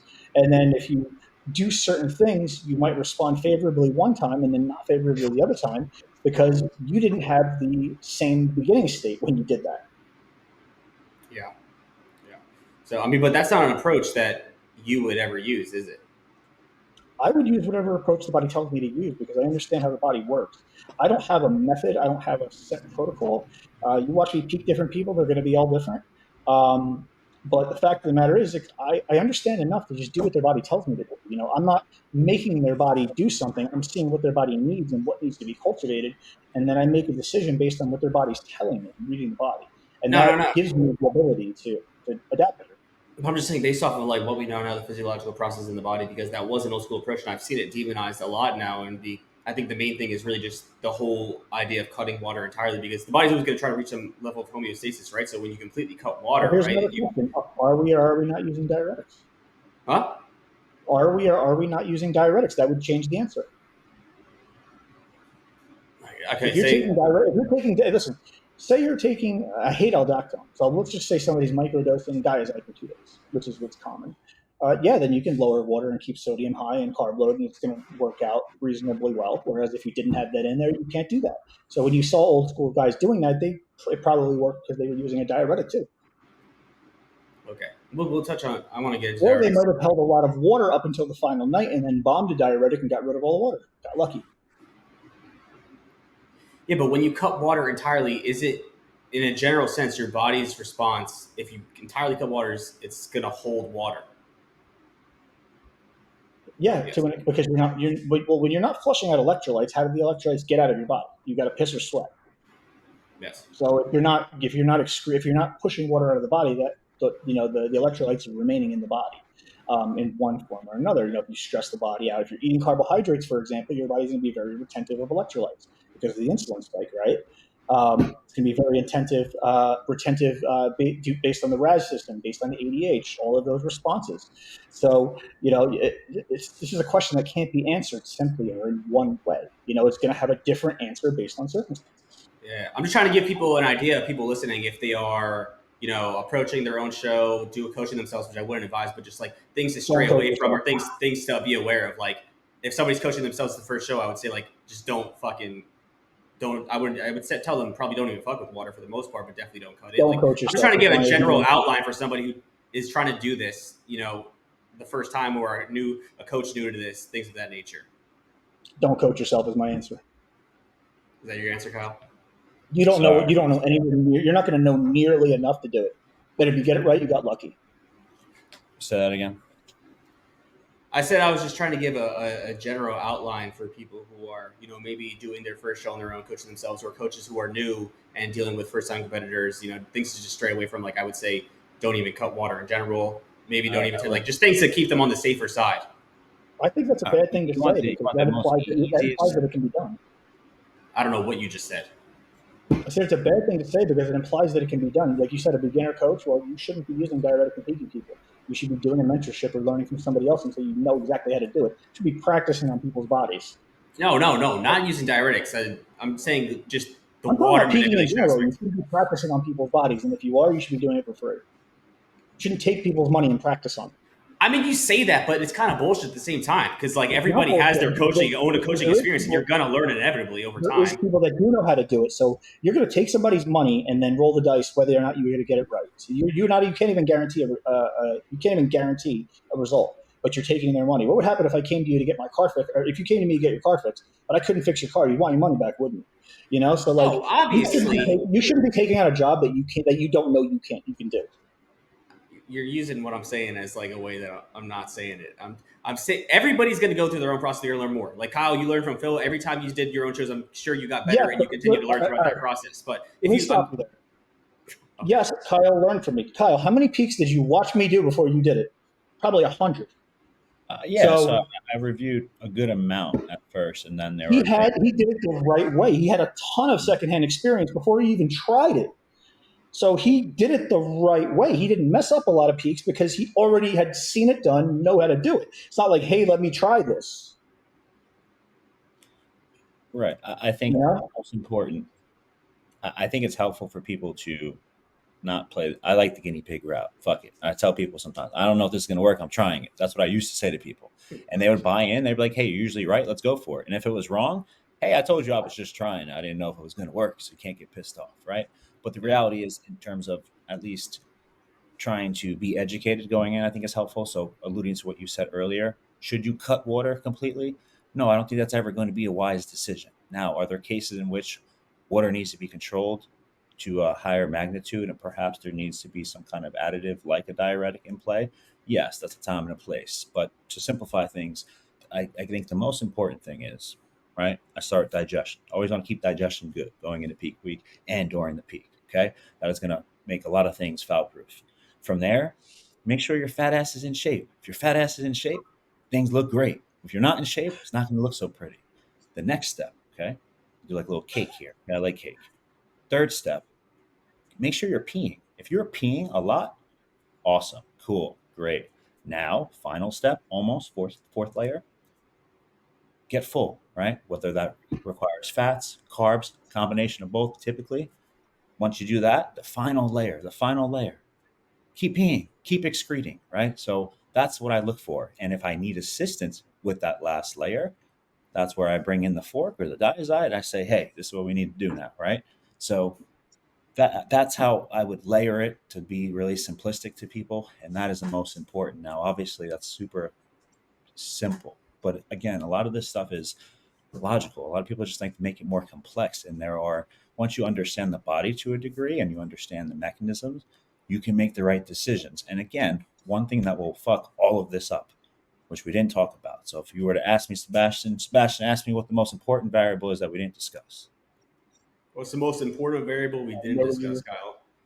Stress and cortisol levels. Okay. So if I'm someone that freaks out and I don't know what the hell is going on, maybe I don't trust the person. Maybe I saw, I have a Nick Walker doing this show. He's going to beat me. Now I start getting in my head and everything that was working, everything I've seen coaches' plans. Hey, I think this should have worked. It wasn't a poor decision. The reality is the person was freaking out, and I've seen it. Phil, you've experienced, Sebastian, I don't know how you are backstage, but I've seen a lot of clients. They look awesome. Everything is working as it's supposed to.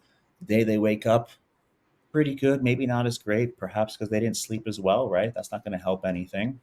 Maybe that morning they can't go to the bathroom, which I always think if you can go to the bathroom on the day of the show, that's a golden egg. Like, awesome, fantastic. Then they get to the stage, backstage, they start looking around, start sweating, they start going to the bathroom more than they were the past. I ask people, tell me how often you're going to the bathroom. Okay, coach, I'm going 2 times an hour, 3 times an hour. Awesome. Let me know how much you're peeing. Now, where I draw the line, I don't have people measure their pee. Okay, I've done that in the past. I think it's a little much. People pee on themselves, mess up the tan. So going past that layer, right? I don't want to freak someone out, stress them out. All of a sudden, I'm peeing 2 times an hour, coach, 1 time an hour. Okay, now they get backstage. Coach, I got to go to the bathroom. You just peed. What the fuck you mean you got to go to the bathroom? Coach, I got to go to the bathroom again. Now I'm like, oh, this person's freaking out. And very quickly you'll see their look fade. Again, you've got to have some muscle. If you kind of suck already, you're not going to see much of a difference. But the reality is, assuming someone is national level, which is plenty, you're going to see a difference. And then you're going to notice, hey, the peak didn't go as planned because they're freaking out. And usually you can pick up on this through communication with people, especially if you're there in person. You could see them start to sweat. Their internal temperature probably rises backstage.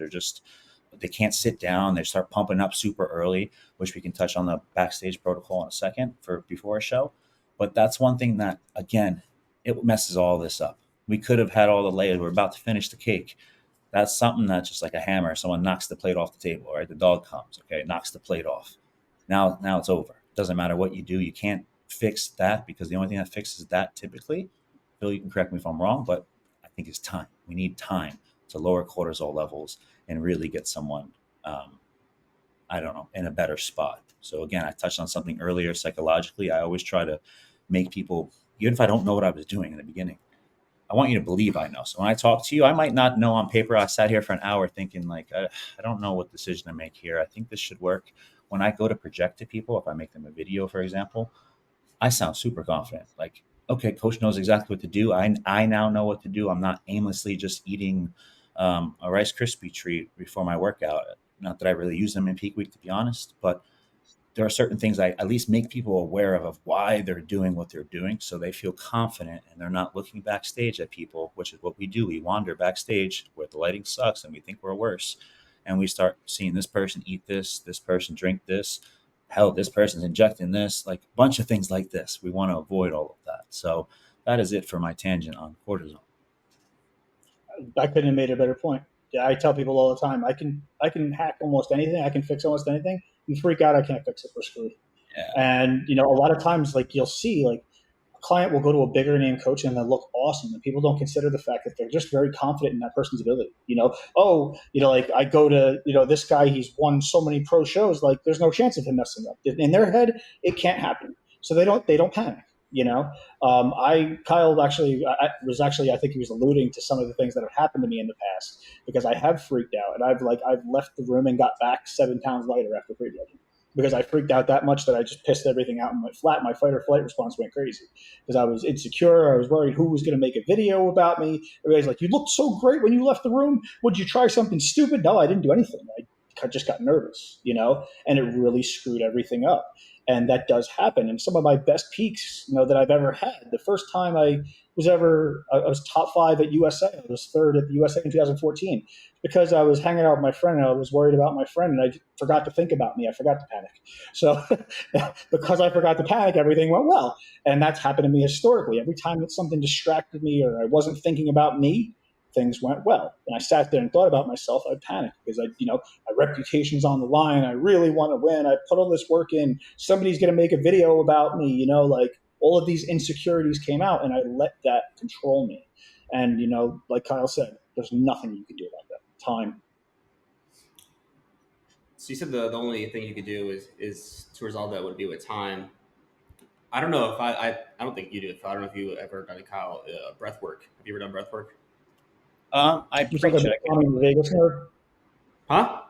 You're going to talk about calming the vagus nerve? I'm talking about regulating your nervous system. Yeah, calming the vagus nerve, which stimulates adrenaline. Yeah. So breath work, I would say, is huge. I mean, if you practiced it before and you feel like you're starting to get your head backstage, is something that I would say you could definitely do. I mean, having good stress management skills is important, whether you're in prep, off season, whatever, because you get stressed, it fucks your appetite. You don't want to eat anything regarding business, just learning how to calm your mind and, regulate your nervous system is huge in every facet of life. But yeah, definitely backstage, it's a huge thing, I would say. You would be right in advance, but if it's already happened, the damage is done. You can calm down all you want. It's not going to be fixed. So if you do that in advance, yes, that could work very well. But if you've already panicked and then try to calm yourself down, damage is done. Show's over. So it's very important, again, to have the client ready early so that they're confident in their look weeks earlier. They're not like, oh, am I going to look great? They're waking up every day going, I look great. I can't wait to get on stage. And really builds their confidence up. And like Kyle said, communicating information confidently and sometimes even explaining to them so they understand, so they're confident in what's going to happen. And then they're going to have a better mindset, and that's a big part of coaching. Hani Rambod, I guess, recently said somewhere, I forget where he said it, but he's like, everybody, they talk about, if you were to ask me what the best aspect of my coaching is, he would say it wasn't my technical knowledge, it's my ability to give them a champion's mindset and keep them calm and keep them focused and make sure that they're doing the right things. If you talk to people that have worked with Hani, they executed their whole prep just better. It gets on the phone with them as long as is needed. He'll put their head in the right space to make sure that they're confident, that they know what to do, that they're executing. I remember advice from Chris Aceto, I think it was to Matt Kuba, when he's like, I'm thinking about my meals all day, I'm hungry, and Chris is like, I just want you to get to the next meal. Just think about the next couple hours. Don't think about your day. Don't think about anything else. 3 hours at a time, 2 hours at a time. That's it. And really like shorten the scope and not really try to consider too many things and not panic. But your ability to get the client to stay calm and focus. And I guess you'd call it sports psychology. You know, Michael Jordan had one, Kobe Bryant had one. You know, they're very famous sports psychologists. And that's where Hani Rambod really, really shines, is in that realm. Yeah. Yeah. So another thing I want to touch on here is you hear people often talk about when they like fly to different shows and whatnot, how it affects them, you know, holding water, things of that nature. What do you typically do in those scenarios? What do you advise clients ahead of time? You know, what is often the main issues that come when people are flying for shows? Well, it's going to depend on how long the flight is, how long their body has differential in pressure and whatnot. That can affect, your blood pressure, the RAS system, elevate aldosterone levels, all kinds of different things. Being sedentary too long, if it's a long flight, I make sure they get up and walk. Like, it might sound stupid, it might be annoying, but walking up and down the aisles. I try to not have them eat too much on the flights because I don't want too many variables in play. So I try to minimize that. So I try to make them eat before the flight. And if I can not eat on the flight and then back off, I don't have them drinking too much on the flight. I just try to minimize anything that's possibly going on with the body. I try to have it in a good state before the flight, and hopefully the flight's not too long. Honestly, I'm worried about this because I have a really good guy coming up in Australia who you're going to see on the pro stage in the future. Is going to be really, really good, but I'm worried about the travel. So I told him, I was like, bro, I need you to get here 2 weeks early. Like, I'm not risking your show on a 14 or plus hour flight because you flew in 4 days early and I couldn't fix it, you know? So I'm like, you got to get here weeks early. I'm sorry. You know, and that really is the smarter move. Like, I know Hani does that. I know Cristocito does that. I know Chad does that. If anybody's coming from far, you're here weeks early, you know, just to be sure. So if at all possible, that's the preferential approach. Get there early. If it's not, then try to minimize the variables and damage control and cross your fingers. What is really contributing to that excessive water retention from flying? Well, like I said, it's a differential in pressure the body is sustaining, you know, because you're going up and down, the air is thinner up there. So, you know, you're having changes in pressure. You're having changes in stress. Everybody stresses on a flight. Nobody's perfectly calm. You know, you're worried about the show. You're traveling. Your food habits are changing. Everything is changing. So it can elevate aldosterone levels just from the differential in pressure to the body. And that's on top of other things. So I don't think that it's as big of an issue as people think it is, you know, depending on how long the flight is. You know, I've seen people say, oh, the flight messed me up. How far did you fly? I flew 2 hours. Probably didn't. That probably is not what messed you up, you know? So people really overplay that card. But if it's like a 4 or 5 hour flight, there's a potential to it, you know? If you're getting there 3-4 days early on a 4 hour flight, you're generally pretty safe, I think. It'd be hard to mess that up, especially if you understand what you're doing. It's just a lot of preparation and planning. But I think that card is overplayed unless it's a long flight. So are you doing anything to really try to fix that after the fact, or it just your body will regulate itself given you have enough time? I very rarely had to fix somebody from the flight. Okay. Have you, Kyle, or no? No, I think what Phil touched on, I think the important thing, and you'll see again, most Olympians that we're about 4 weeks out. So the ones that aren't in the States yet, you'll probably see them here at least 10 days in advance to negate that even being an issue. And then the fact of the matter is, I'm sure a lot of people out listening to this, and even you guys, sometimes you have some poor experiences flying. The luggage gets lost or the flight's canceled for miscellaneous reasons. Those are all things that are definitely going to freak you out, right? If you only plan to have a certain amount of meals on you and now the flight's delayed, you're gonna have an issue. I don't care who you are. I would freak out even if I'm not competing. Okay, so keep that in mind. But no, generally I try to avoid that at all costs. To where someone's retaining a ton of water due to flying. I think, as Phil said, I don't see that being the case under like a 2 hour, 3 hour flight. I don't really see that to be present. And if they are, I think there's some internal things going wrong with that person's health prior to them even getting on the flight in the first place that are causing the issues. Mm-hmm. Yeah, and like Kyle said, the stress of it. Story time. 2016 USA. People know I've missed my flight more than once just due to bad timing, missed timing, booking two different trips to Vegas and looking at the wrong one. But 2016 USA, I missed my flight. Freaked out. Everything went wrong. Luckily, my friend Matt Porter, rest in peace, great, one of the best coaches ever, lived in Vegas. I texted him. I'm like, Matt, I'm screwed. I can't do this. Like, you got to do something for me, buddy. So he's like, all right, get to my house as soon as you land. So I caught him the flight the next day, got there. He didn't tell me until after the fact because all his clients were there when I got there to pose. He said when I left, everybody looked at each other and they're like, he's screwed. But what did Matt do is he did something very uncharacteristic. He just pulled all of my carbs, every bit of it, and had me drink 4 gallons of water. So he forced my body to flush all the water I was holding. And he said, and I can even show you the text. He's like, I've never seen a mutation like this in my life. I went from looking 4 weeks out to nearly winning the show. Because, it just got me excreting again. But yeah, I mean, it was also a 4-hour flight. But due to stress and then the flight, I think I was holding at least 10 pounds of water when I got there. Do you remember, I don't know if this was something you ever did, but I remember when I first competed. I wonder if any of you guys were at my first show. Were either of you at the 2016 Atlantic States? I won the super. Yeah, Toscano did it, right? Heavyweights? That was my first show. That was your first show? Yeah. But I was going to say, when I did that show back at that time, I had the guy that was helping me have me drink distilled water leading 2 weeks up into the show. That's an old school fallacy. What was the purpose of that? Dehydrate you. Low sodium, low minerals, just clean water. It's complete fallacy. Doesn't do anything. Okay. We didn't talk about sodium. Do you guys touch sodium at all during the peaking process? Or do you leave it consistent? No. Why would you touch it? Kyle, you want to go first? Because I've been talking a lot. Yeah, so I've had issues. So there are different types of diuretics to use, first of all, right? So we don't got to go over the length of list, but there are times in which for a female, for example, instead of using aldosterone, I manipulated sodium, pulling basically sodium until essentially the day of, morning of, reintroducing it, and then prior to stage. That'll mimic a very similar effect to what aldosterone is going to do.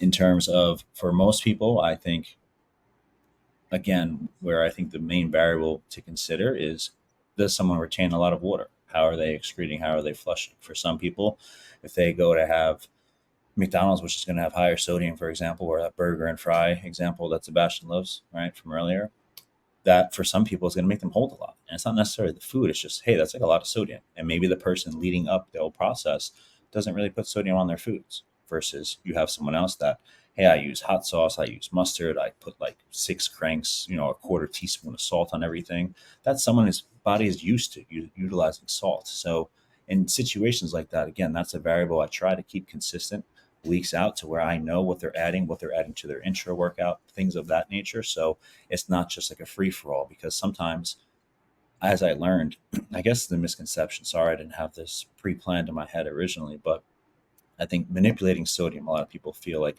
okay, when are we going to pull sodium and put it back? Because they hear these things, that they have to pull water, they have to pull sodium.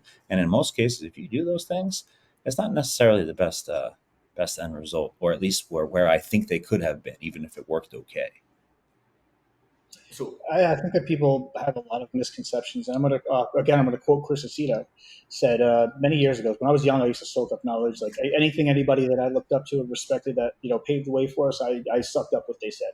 So I remember Chris Aceto saying, it's all good and fun, if you try to put down, physiology and the equation on paper. He's like, but a lot of times paper doesn't translate to the real world. And what I understood about that was not that what's going on is defying science. It's just that you're missing something. What you wrote down on paper that made sense on paper that didn't actually work in the real world is just because you missed a variable. You missed something. You misunderstood something. I'm not saying we're defying science. It's saying that we don't know enough, or you didn't know enough about the process is what I understood about that. And that was one of the best things that I ever could have heard, because up until that point, I was trying to mathematically and physiologically just work out exactly what was going to happen, and I was positive it was going to go right, rather than learning that person's body, right? And understanding that everybody's going to have different responses in different circumstances, different variables, genetics, all different things. So, it might make sense on paper, but does it make sense for that person, on paper? And that's, there's going to be individuality to it. I've seen people cut sodium and be full as a house on stage. I've seen people do quote unquote everything right with water and sodium and hold water. I've seen all different variations. It's going to be based on that individual. I have and I still will taper sodium, increase sodium. I'll do what their body tells me to do, but what I try to do is keep it constant and not touch it. So it's one of the last things I'll address, but I will address it if I have to. And Yes. on show day, if you're dry and you're doing things right, you're almost always going to have a sodium increase. Okay. You're you're saying all these things about all this context needed, and I get that, but I'm trying to give like a clear image. Obviously, there's always context needed, but what are you really looking for if you're determining why to lower or increase sodium? Like, what is the thing that you're looking for that's going to determine that? I'm Is going to there be honest holding with you. water? Like, well, I'm give going to me be an honest with you. example. All right, I'll give you some examples, but I'm going to be honest with you right now because I'm not going to lie to the viewership. I'm not going to give BS. If you don't understand the systems in the body well enough, this is a long answer. I can't give you the answer that you want and be truthful here. There's no way because there's Mhm. just too much that goes into it, too many different things. I'm not going to sit here and explain the RAS system and vasoconstriction and how your body counters that and what your body does when it pumps up and the blood volume changes and ADH adaptations and insulin spiking causes super physiological intracellular concentrations of electrolytes and all of those different fancy terms and big sciencey words and lessons. There's just too much to it. I can't give you a simplified answer to that, and nobody can. Okay, The just answer give is me. what Kyle gave you. Kyle gave you the answer. Learn the person's body and respond, and have I your know. base education and understand the physiology of it. I know. Think But just give things me. to That's the answer. consider, right? You things to look for. Some people are heavy sweaters, for example, right? So if someone's excreting, if someone's a heavy sweater, that's something to consider. And the reason, again, going back to the water earlier, what determines whether or not I want to use a diuretic, which I ultimately try not to. In a perfect world, for health reasons, I'm trying not to utilize that. Okay, now is bodybuilding healthy? No. So if you're a bodybuilder, yeah, you're not going to be healthy. It's just a matter of how safe can you be about what you're doing in peaking for a show. But I just try to consider two things. You could have someone that is either excreting heavily or they're not. Okay. So that's simply, hey, they're peeing a lot or they're not peeing a lot. Okay. In both scenarios, you can still have someone that holds water, doesn't hold much water. When I start to consider that aspect, I start to say, okay, I know for this person, I can keep water high. Maybe the last meal, I'll start to control it a little bit. Overnight, they're probably good because they're, have an 8 pound, 10 pound fluctuation. For other people, I know, okay, I need to keep water in small amounts between meals only. I need to start controlling a little bit earlier in the day from data I gathered. And hey, this person is already not peeing much despite us increasing fluids a week or two out. They don't pee that much. Their body was a little slower. Again, we're assuming kidney functioning and all of those things are not the reason as to why there's inflammation or issues that are persistent. But in those cases, yes, you need help to get truly dry. You're going to need something in. And as far as sodium, I think sometimes what people don't realize, when I keep sodium consistent, but if I'm increasing water, what am I really doing to sodium? Right? Right. That's in itself is an answer. I don't even need to say it. If I'm increasing X and Y stays the same, there's now a discrepancy as opposed to them both being exactly the same spot. So I've decreased sodium in a way. So depending on how that looks for some people, of when I increase their water, what foods I'm using, there are differences in sodium levels with foods, right? If I'm using, not that I ever use rice cakes, really, to be honest, but there's like rice cakes that are salt free, and then there's like nut butter that's salt free. Things of that nature are just the items to consider on show day. Why do I use bacon sometimes? Okay, well, what is bacon primarily? It's a little bit of fat, very high sodium generally, unless someone nowadays they probably have some weird low sodium, no fat bacon. But again, I'm talking about normal items in a store. But that's just like food for thought, I guess you could say, without rambling too much. Now, if you wanted examples, I can give you some examples that people are familiar with. Now, this is just based on analysis. These are people that I know, processes that I'm semi familiar with, but also watching their progression throughout their career, right? So if we use somebody that everybody here knows, like Nick Walker, we look at his progress pictures going up to the show. It's always dry. It's always dry, right? He always looked like he's almost ready to get on stage. That's somebody you can get away with without a diuretic because they have a very dry look constantly. And like Kyle said, you can water load. You can start the whole process of getting dry, and that person's still not dry until you give them a diuretic. I'm one of them. I don't peak without a diuretic. No matter what I do to water, no matter what I do with food, no matter what I do with anything, I do not get dry without a diuretic. My body holds water in my glutes and my lower back no matter what. So I never look stage dry until show day. I look good the whole prep for 12 hours. But you've got other people that are similar to that. If you look at a physique, like say like a Hunter Labrada, he always looks really good. He always looks really full, really tight, but he needs a diuretic to get that crisp look. I don't know specifically what he does. I'm not his coach and I'm not in that camp, but I could tell by looking at him, he's always going to need a little something to get that crisp look. If you look at like a Samson, same thing. He's got those areas, that lower back, those glutes, hamstrings. He's always going to need a little bit of something to get that dry, crisp look. Jay Cutler's one of them. Always going to need a little bit of something to get that dry, crisp look. Whereas some people do and some people don't. Like Nick Walker's the opposite. It's not. He could probably get away without a diuretic. And I know him pretty well, and I know he does almost get away with no diuretics and sometimes no diuretics at all.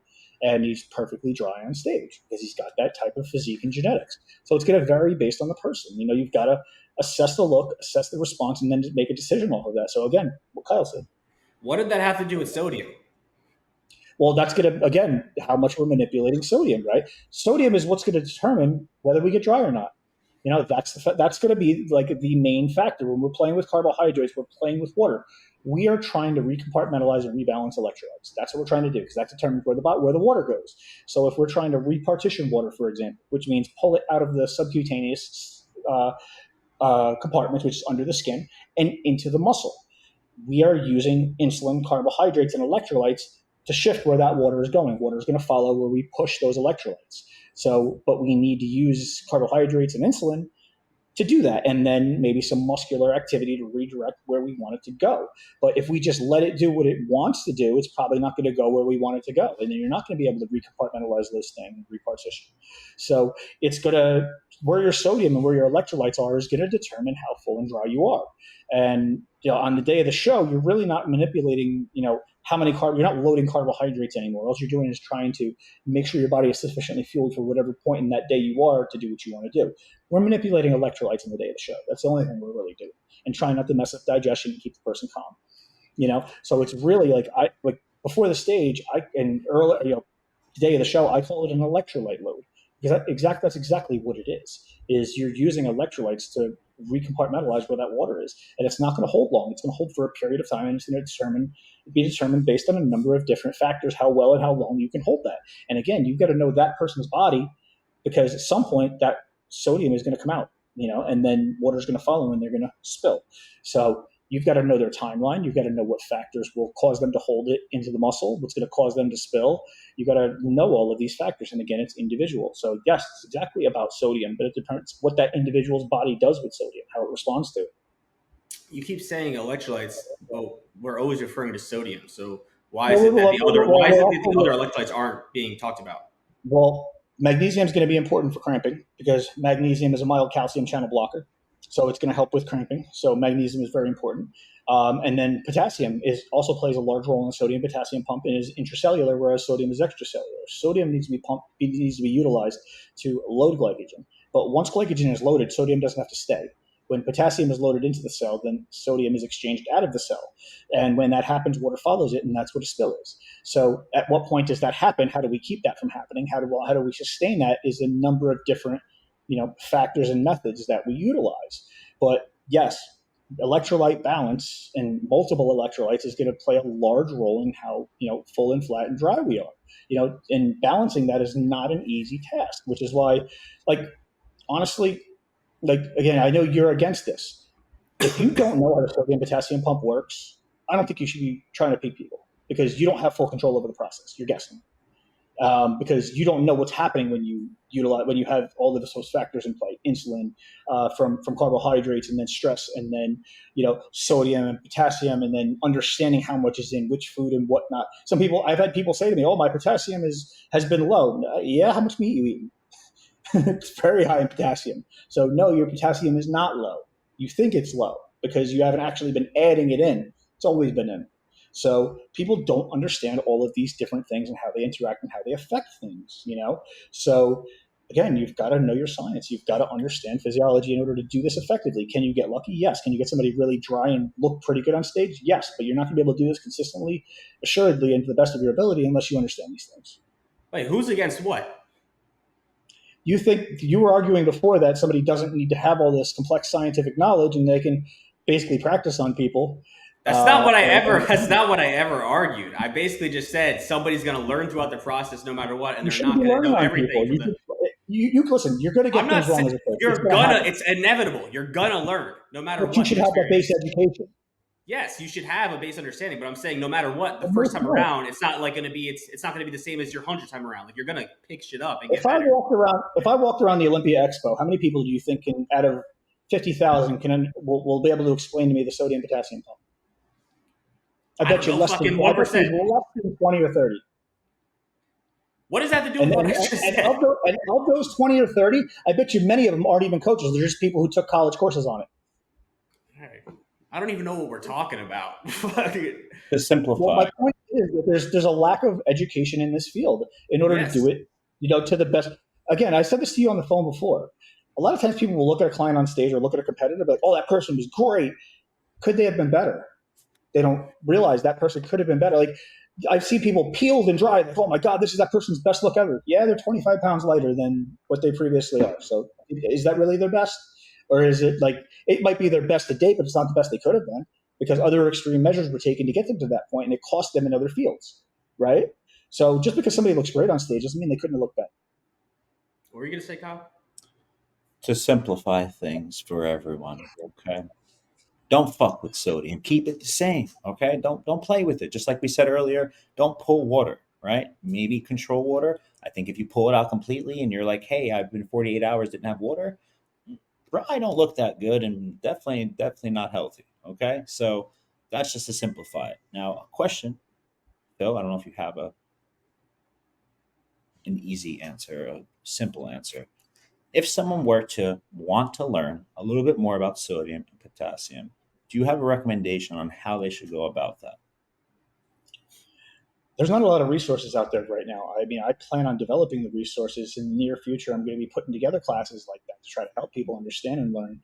But I mean, you could take college courses on this. Listen, like Elon Musk said, there's not a lot on the internet that you can't learn today on YouTube and on the internet. You could literally go on YouTube right now and learn about the sodium potassium pump. And if you really are dedicated and you're an intelligent person, you could understand it pretty quickly. But people don't take the time to do it. That's the thing. I'm not saying people are stupid. I'm saying they don't put the effort in. They don't put the time in. They want to go from A to Z. They don't follow step by step. They want to make their money now and then learn as they go. Where instead of learning beforehand and then doing the job right. But you would agree if perhaps someone had a little bit of background information on sodium and potassium and the role in combination, that would probably help them make better decisions or even have better workout in general.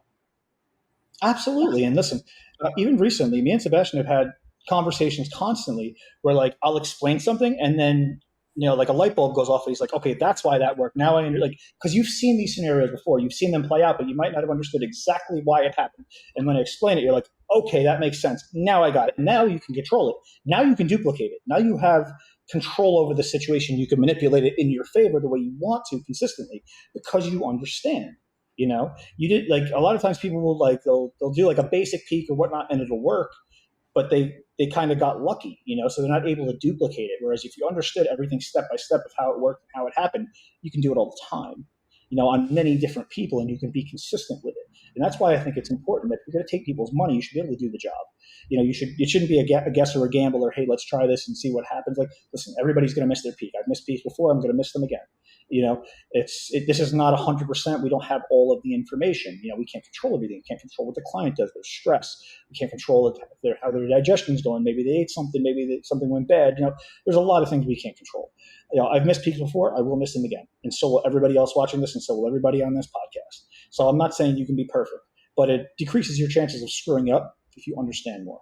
I do miss peaks, but I don't miss them often because I understand what to do and I pay attention. One of the main factors is I put out a video 2 weeks ago on my Instagram because I like to share knowledge with people, as much as I can. And I basically said the best coach for you is not always the smartest coach, it's the one that pays attention, the one that cares, the one that's collecting data. And I've seen before, I've had people that I've worked with, that I've advised, that I've helped, that initially I'm like, this person doesn't know a lot. How the hell are they nailing all these peaks? And then when I ask them questions, okay, what was that person's flattest look? Boom, right there. What was the person's fullest look? Boom, right there. What was their lightest weight? Here. Like they have all that information on hand instantly because they paid attention to everything. And the person that pays attention is going to beat the smart guy every time. But you've got to collect all of that data and know what to collect, and then keep it organized, and then refer back to it and be able to use it. But when you're educated and do that, that's going to be the ultimate goal. Okay.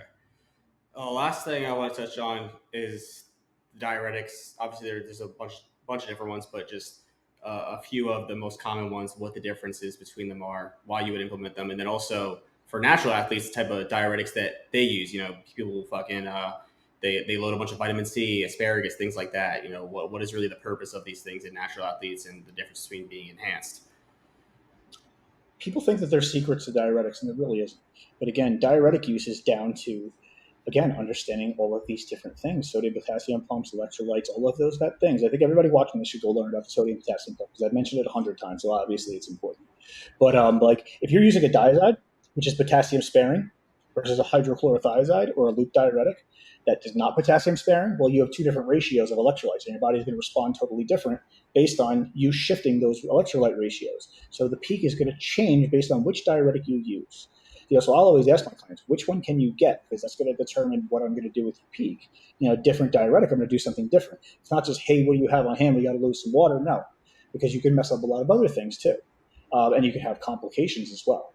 So the type of diuretic you use is going to dictate what you're doing with the plan. And there's a lot of lack of understanding with that. A lot of people will take like a diazide, and their only rule is, okay, well, we can't have excess potassium because, that can cause a problem because your body's, potassium sparing, so you're retaining potassium, and that can cause a problem. Okay, everybody knows that one, but did they know everything else?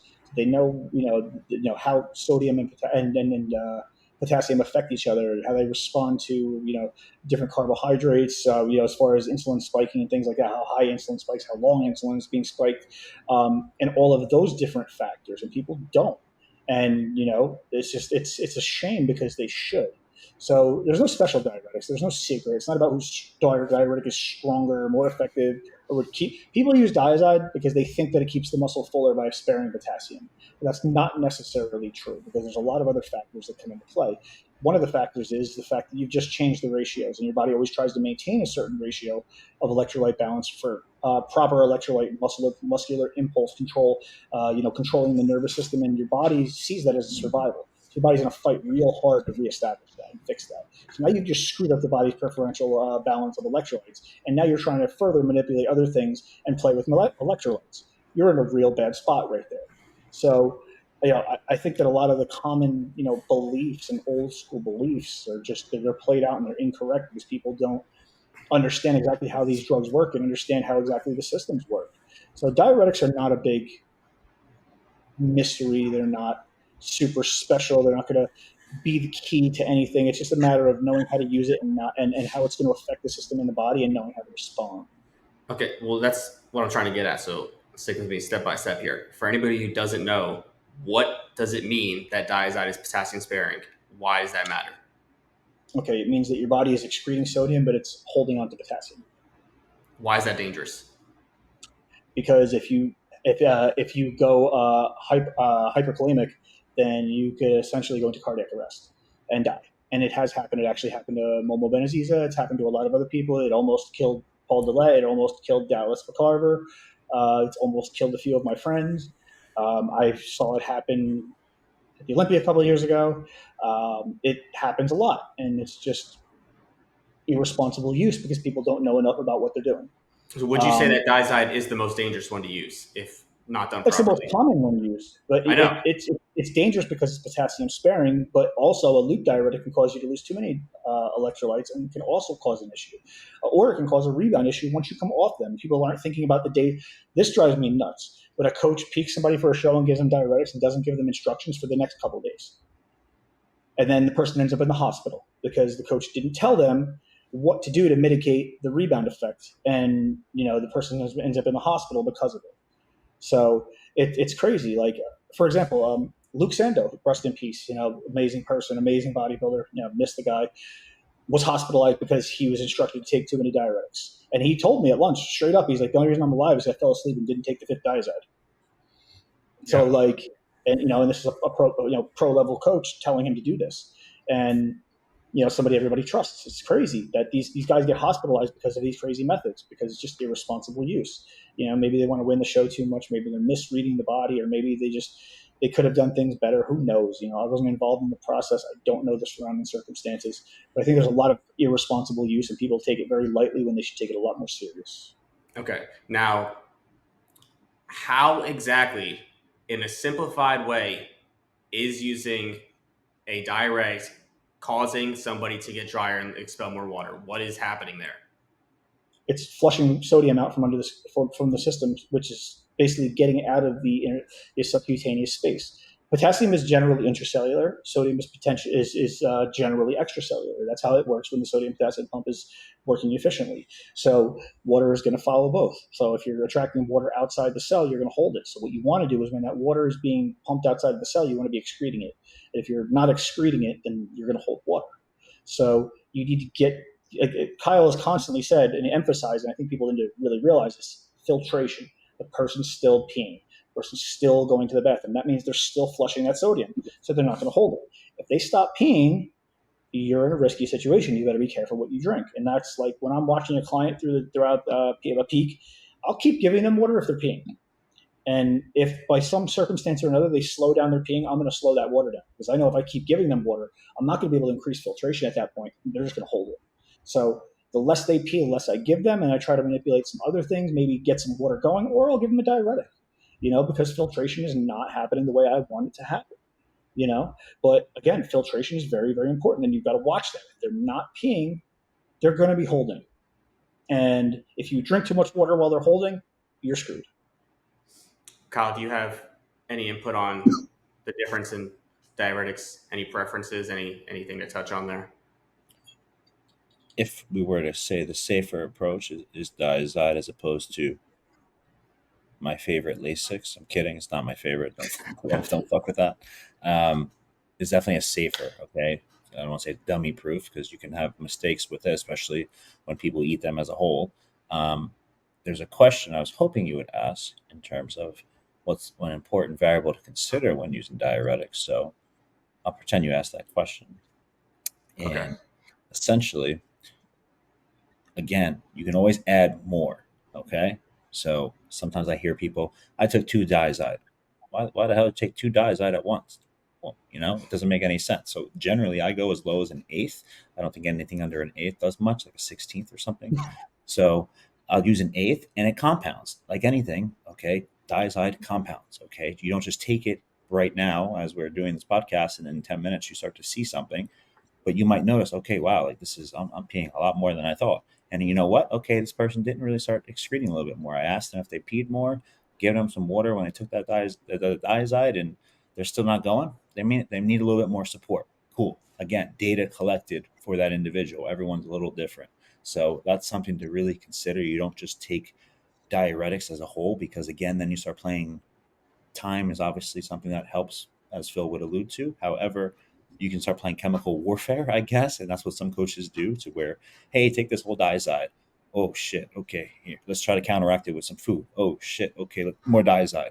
And then before you know it, the person, again, it's not healthy. So my focus is on keeping someone healthy while they're in this fantastic world, in a crazy world it could be, of bodybuilding. Are there some people that are more aggressive and they really want certain results? Cool. When I get someone that comes to me, based on my interaction with them, if I know, hey, I'll kill myself to be a pro, I'm good. I'll tell you where to go. I don't really have interest, because you're looking at it the wrong way. There's certain things that I just don't feel comfortable doing, because, knock on wood, I don't want to ever have a situation where someone is hurt because of, hey, I listened to Kyle and I literally did everything he said and put me here. That was something I always feared. And again, you know, obviously the huge variable is someone trusting the process. But when you start playing with water and sodium and diuretics, and you don't take a microdosing approach, and you just go, hey, have 2 diazide, which I've literally seen it. That's like a little scary, man. And again, you don't Mhm. realize it until it happens, and then you look back and you're like, oh, I probably shouldn't have did that. But to do that with someone's life is a bit extreme, and I would say is the top level of what you don't want to do. You know, it's the peak of the iceberg, but that's like the worst part. Mm-hmm. I think that's one of the best. That was one of the best points. Sorry, I'm interrupt. That's one of the best points of this entire podcast that Kyle just made is the fact that they compound and to be careful. If anybody is going to recklessly use diuretics or to use diuretics without the proper knowledge, which I'm sure everybody watching this still will, the best method would be to microdose over a long period of time rather than trying to megadose in a short period of time. A lot of people just pop one at bedtime and hope that's like a Hail Mary and hope they wake up dry. There's no rules. You don't have to use it for 6 hours or 4 hours. Listen, you could run an eighth 4 times a day for 2 days, which just ensures that you're at a higher filtration rate. It's a mild underlying assistance. And then if you need a little bit more at some point, you do it. But you're going to dry out slowly. It's going to happen more slowly. It's going to give you more time to watch what's happening and adapt, and it's going to be much more safe. So if you don't know how to use diuretics and you're watching this, I'd rather see you 24, 36 hours microdose it and do it safer. And yes, that's going to work out as long as you're paying attention. Yeah. So how long is the diuretics active for? Depends on which one. Diazide. 6 hours. 6 hours. So it's not going to be peak effective. It's not going to be peak effectiveness in 6 hours. Half-life is about 6 hours, I believe, 6 to 8. But again, like Kyle said, they compound. You know, so I see people doing them 3 hours close together. Well, you're at a higher dose than you're intending to be. Concentrations are higher than you're intending because you forgot that some of it's still in your system. So I will always space them 4 to 6 hours apart, microdose. And if I ever go with a higher dose, I space them 6 or 8 hours apart just to be safe. But I don't ever go higher than a half at a time. Never. Mm-hmm. Mm-hmm. So I think one of the biggest issues that we typically see with diuretics is people usually go flat because they're not replacing that water. Because you can't pull just from extracellular, right? You're pulling from intra too, so you have to replenish. They've lost too much sodium. They've lost too many electrolytes is the problem. So drinking water is not going to fix your problem unless you reintroduce sodium. And again, mistakes people make that they don't understand. So, I lost too much water. I got to put water back. Yeah, but what's going to make you retain the water and put it in the right spots? So if you're depleted of sodium, you're not going to retain that water. You're just going to keep pissing it out. It's not going to fill you out. You need to reintroduce sodium first and then water. So again, understanding the process in a systematic, step-by-step process. Okay, so sodium and water needs to be replenished. In the right way, yes. Okay. Now, what about the natural diuretics? Like, I don't know if you guys ever use vitamin C. Obviously, everybody uses asparagus, dandelion root, things like that. Do you still use those for enhanced guys too? Only natural guys? What is really the benefit to those things? Why do those really help? You can go ahead, Kyle. I already shook my head. Yes. No. So basically, I have used it. Do I consistently always use it? No. I would say again, generally, I consider using it when I know someone holds a lot of water and I'm trying to get every bit out without again having to rely on using a pharmaceutical drug. Again, I'm not about more, less is more to me. So the natural ones. What's that? The natural diuretics, not the pharmaceutical drugs. Correct. Yes. So I'll utilize that if I have someone that I hold a lot of water, for example. All right. So if I can get any assistance before I need to rely on the old Diazide or God forbid Bumex or any loop diuretic or something like that, I'm looking to be excreting as much as possible, keep that filtration rate higher. Again, usually increasing water is going to start to speed that up. Asparagus, as you mentioned, is a food that generally is going to help someone go to the bathroom. Now, do they all work and they all have a certain percentage that it's going to increase someone by? No, everything's a little different. I've had people that have asparagus and their bodies, they always have asparagus their entire life. So it's not really going to change anything. The entire prep, they have asparagus. So dandelion root, I think, is something else you touched on. You'll see that in most over-the-counter natural diuretics. I used to use back in the day. There was like an MHP. I forgot what it was called. Expel. It was a really popular one. I think it was like 6 capsules per serving or something like that. So I'll utilize that for natural guys. Usually with an enhanced guy, again, I'm not going to do that unless it's someone that holds a ton of water because, again, I'm introducing more variables into the equation. In that sense. So that was my approach on it. Phil, I don't know. Have you done something different that you feel is like, hey, this is a make or break, or maybe I agree. If I have somebody who's a problem as far as holding water, I will put the natural supplements in play to just get them a little bit drier as a baseline, and then see what happens and read from that point, and then move forward from that point. Honestly, the biggest mistake I see people make is they lose too much water. Most people that miss their peak lost too much water. Coaches will tell the judges will always say, "Oh, you're holding water." They weren't holding water. The skin was completely flat. They're flat because they lost all the water from inside their muscles. And a lot of one of the biggest problems, I'm going to give a big key here, right, to a lot of people that are watching this, is backstage when people go to pump up. They don't understand the physiological process of what happens when you go to pump up, right? So what happens when you start to pump up? Well, you're increasing blood flow to your muscles, right? What is that? It's fluid. So you're pushing more fluid into the muscle. Where is it coming? It's coming from the vascular space. Blood pressure drops, RAS system kicks on, your body starts elevating aldosterone because it wants to fix this, right? Vasoconstriction to elevate that blood pressure back up. So what happens is they don't have enough water in their system to pump up. So when they go to pump up, they essentially, mess up the peak rather than get better at the peak. So you need to have the proper water balance, not too much, not too little, to finalize your peak with a pump up. And a lot of people mess their peak up with a pump up because they didn't have enough water in play to begin with. So again, it's rebalancing electrolytes, it's knowing how to use water, it's understanding the system, understanding what's going on. But there's a lot of things that go into play with this. And I see people mess up their peaks more often than not with trying to do crazy things backstage, and it's always criticized, saying, "Oh, well, you can't change your look a lot backstage with a pump up." You actually can if you have everything in play the way it needs to be in the right circumstances, right? If everything is the way it needs to be, you'll actually get a lot better when you start to pump up. But if things aren't the way they need to be, then you're going to get worse. And again, all these generic things. I see people squirting honey in their mouth backstage and eating jelly and pie filling and cookies and chocolates and potato chips and everything in the world when they just don't understand proper electrolyte balance. They think the carbs are going to do it, but you can't fill out without water. And your body is always going to try to maintain vascular pressure. Your cardiovascular system keeps us alive. So your body is always going to preferentially shift there. So you're always going to have a slight drop in blood pressure with the shift of fluids to the muscle, and your body's going to try to restore that by boosting blood volume. You need water for that. So I actually tend to like to have my guys hold a tiny film of water before pump up, and then the pump up finalizes the look. Whereas, if I'm traveling with them, if I'm at the show, a little different because I can eye it, but I can't trust them to eye themselves and determine how much water they need, right? But if I can get backstage with somebody who's really dry and say, okay, a little more water, a little more water, a little more water, and I can make that determination. But I can't trust the person to do that if I'm not there. So I prefer the people, if I'm not there, to go backstage with a tiny little film, and then that pump up finalizes it. And almost every time you're going to look at the picture and be like, wow, they got really tight in a matter of 30 minutes, and it's because of that. Yeah. Now, do you think that all of this manipulation to potentially get a little bit tighter, a little bit more drier, is worth it if you're sacrificing fullness on the other side? Depends on the level, depends on the competition, depends on what's at stake, right? If you're at a pro level, listen, if you're going to the Olympia, that somebody is going to be nailed. So you have to try to be your absolute best. You can't gamble on good enough because somebody is going to be nailed. So you've got to be your best. You can't risk it. If you're going to a national show and there's a lot of good people in it, well, good enough isn't going to win you that show.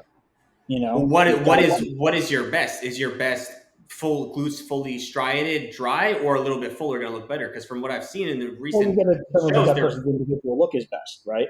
Yeah. So when you get skin popping full, usually lose detail.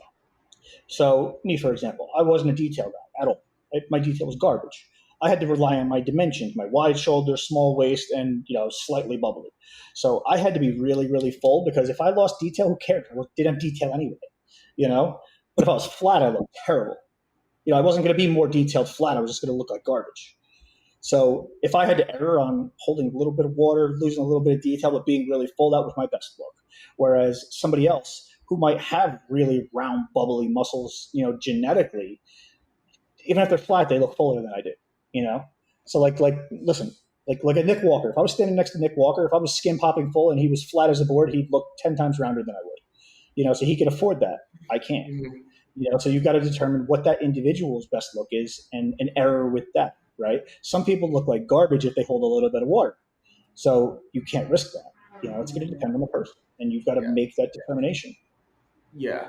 I'm just asking because kind of, I don't know if you've seen this, but what it seems like has they've been trending towards recently, especially like at an amateur NPC level, is a lot of the guys that seem to be winning they're beating guys that have objectively better condition. They're drier, but the guys that we do see win, at least what I've seen in a lot of these classic shows, they're favoring the person that is fuller and has better, rounder shape and may not necessarily be as conditioned and have their glutes fully strided.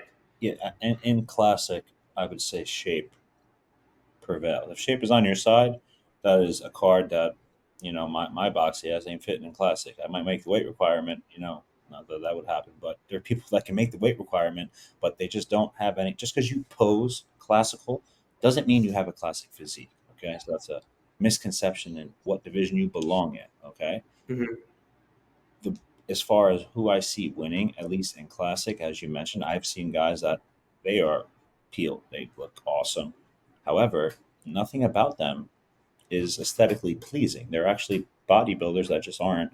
They're open bodybuilders rather that aren't big enough yet. They need a little bit more time because open's a different type of division.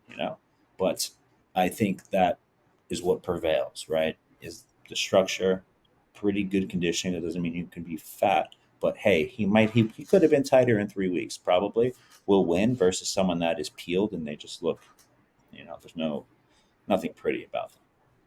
There Mm-hmm. was a guy that won a pro show in Classic, I think 2 years ago, who had folds in his glutes, and everybody else had their glutes in, but his shape crushed everybody else's. So it's not just a glute show anymore. It's not just a conditioning show. It's a who has the best combination of all of the aspects required. Separation, which is detail, dryness, condition hardness, fullness, balance, structure, flow. All of these different things are all criteria, and Mhm. whoever has the best culmination of all of them is going to win. But like you said, they seem to favor in classic shape over some of the other fields, whereas like in open bodybuilding, they favor size over shape. Right. Yeah, I'm asking because you always hear people say that conditioning always wins shows, but as far as I've seen, that's not really the case anymore. And the guy who has better shape and he's fuller, and the guy who's in second place is super conditioned. Maybe his shape is good, but it's not better than the other guy. But the first place guy, he could have rolled the dice, could have took a diuretic, could have got drier, but he would have sacrificed some of that fullness, some of that shape, which would have put him behind. Is it worth it in that case to just come in fuller and say fuck the strided glutes? Being that dry, that's your overall better image. If that's your game, yes. Yeah. And I think everybody's just to chase the conditioning no matter what. The reason I like pushing conditioning more so than other people perhaps is because oftentimes, especially at the regional level, you're not going to get that case to where you have that structurally aesthetic pleasing beast that is pretty conditioned but not peeled, right? We're talking if we get next level conditioning, that ultimately that usually can win because it makes the person next to them look 8 weeks out. It's not even a comparison, right? Again, we're talking very like maybe a national level to or even a pro level. Like, hey, that person might have been leaner, but this person presents themselves better. They look more classical in that specific division. And again, I think it holds true in men's bodybuilding as well. Like, look at Olympia last year, right? Derek, who I think has a great physique. Nothing poor to say about it. Do I think he's the most conditioned guy? No, I don't think he's the most conditioned guy.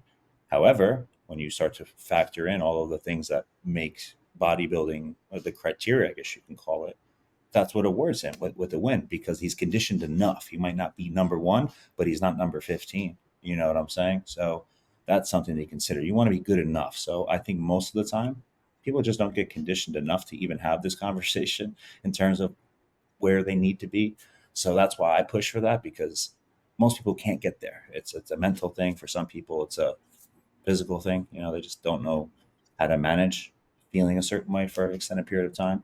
But yeah, that's it in a nutshell. But it makes peaking easier but the leaner you are, it definitely makes peaking. You can notice differences. Like, okay, this person had glutes, they had, their back was like crazy detail, and now it doesn't look like they have anything. It looks like they're kind of fat all of a sudden, but maybe they're flat, right?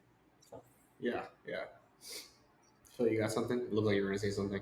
No, I agree with everything you said. I think we covered a lot of very solid aspects on this. There's not much more to cover unless we start teaching lessons here. Yeah, yeah. I think we covered a good amount. Yeah. Kyle, you got anything to add? No, I think the 5 layer cake that I want to eat is what people should refer back to. So I think if you can knock all those things out, you're in a really good spot. It's easier said than done, but I think that's something to strive for. Okay, awesome. Yeah, I'm going to put out different classes on this in the future.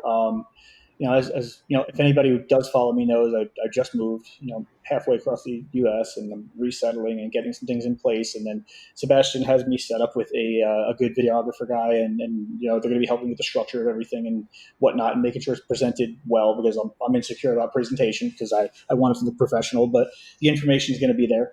And I'm going to put together a lot of good classes and informational aspects. But the first one I'm going to do is blood work, because I think that's the one that everybody needs to understand, and not just compare the fields and, oh, you're good. That's not how it works. But I'll put out a lot of educational content on this in the future, and hopefully educate a lot of people. And 10, 15 years down the road, there's a standardized level of education that coaches, are accepted and believe they should have before they do this, which is not what we have right now. Mm-hmm. We'll stay on after this, but Kyle, got anything to add before we wrap it up here? No, I was just going to say, Phil, if people are interested in, coaching and things like that, like what's the best way to contact you? For me personally, people can message me on Instagram, my email. But Phil, I don't think you've ever really let people. Yeah, I'm always Instagram, because I like to have a conversation with the person and get a feel for them and make sure we'll work well together. Fill out an application, send it to me through DM. I'm probably gonna have some questions, talk a little bit, see if we see eye to eye. I believe that you can, do what you're setting out to do, what you want to do, and I feel like everything is, the way it needs to be, and we get along well. We'll give it a shot. So Instagram for me too. Yeah. Okay, sounds good. Well, I know people have been liking these episodes. They like having you guys on. So if you guys like this one, make sure you drop a comment. If there's anything you want to see us specifically cover in the future, let me know down below. Make sure you like this video. Make sure you are subscribed to the channel. Check Phil and Kyle out if you haven't already, which I'm sure you have, which is probably the reason why you're here. But thanks for tuning in, and we'll see you on the next episode of Brass Tack Bodybuilding. Peace out.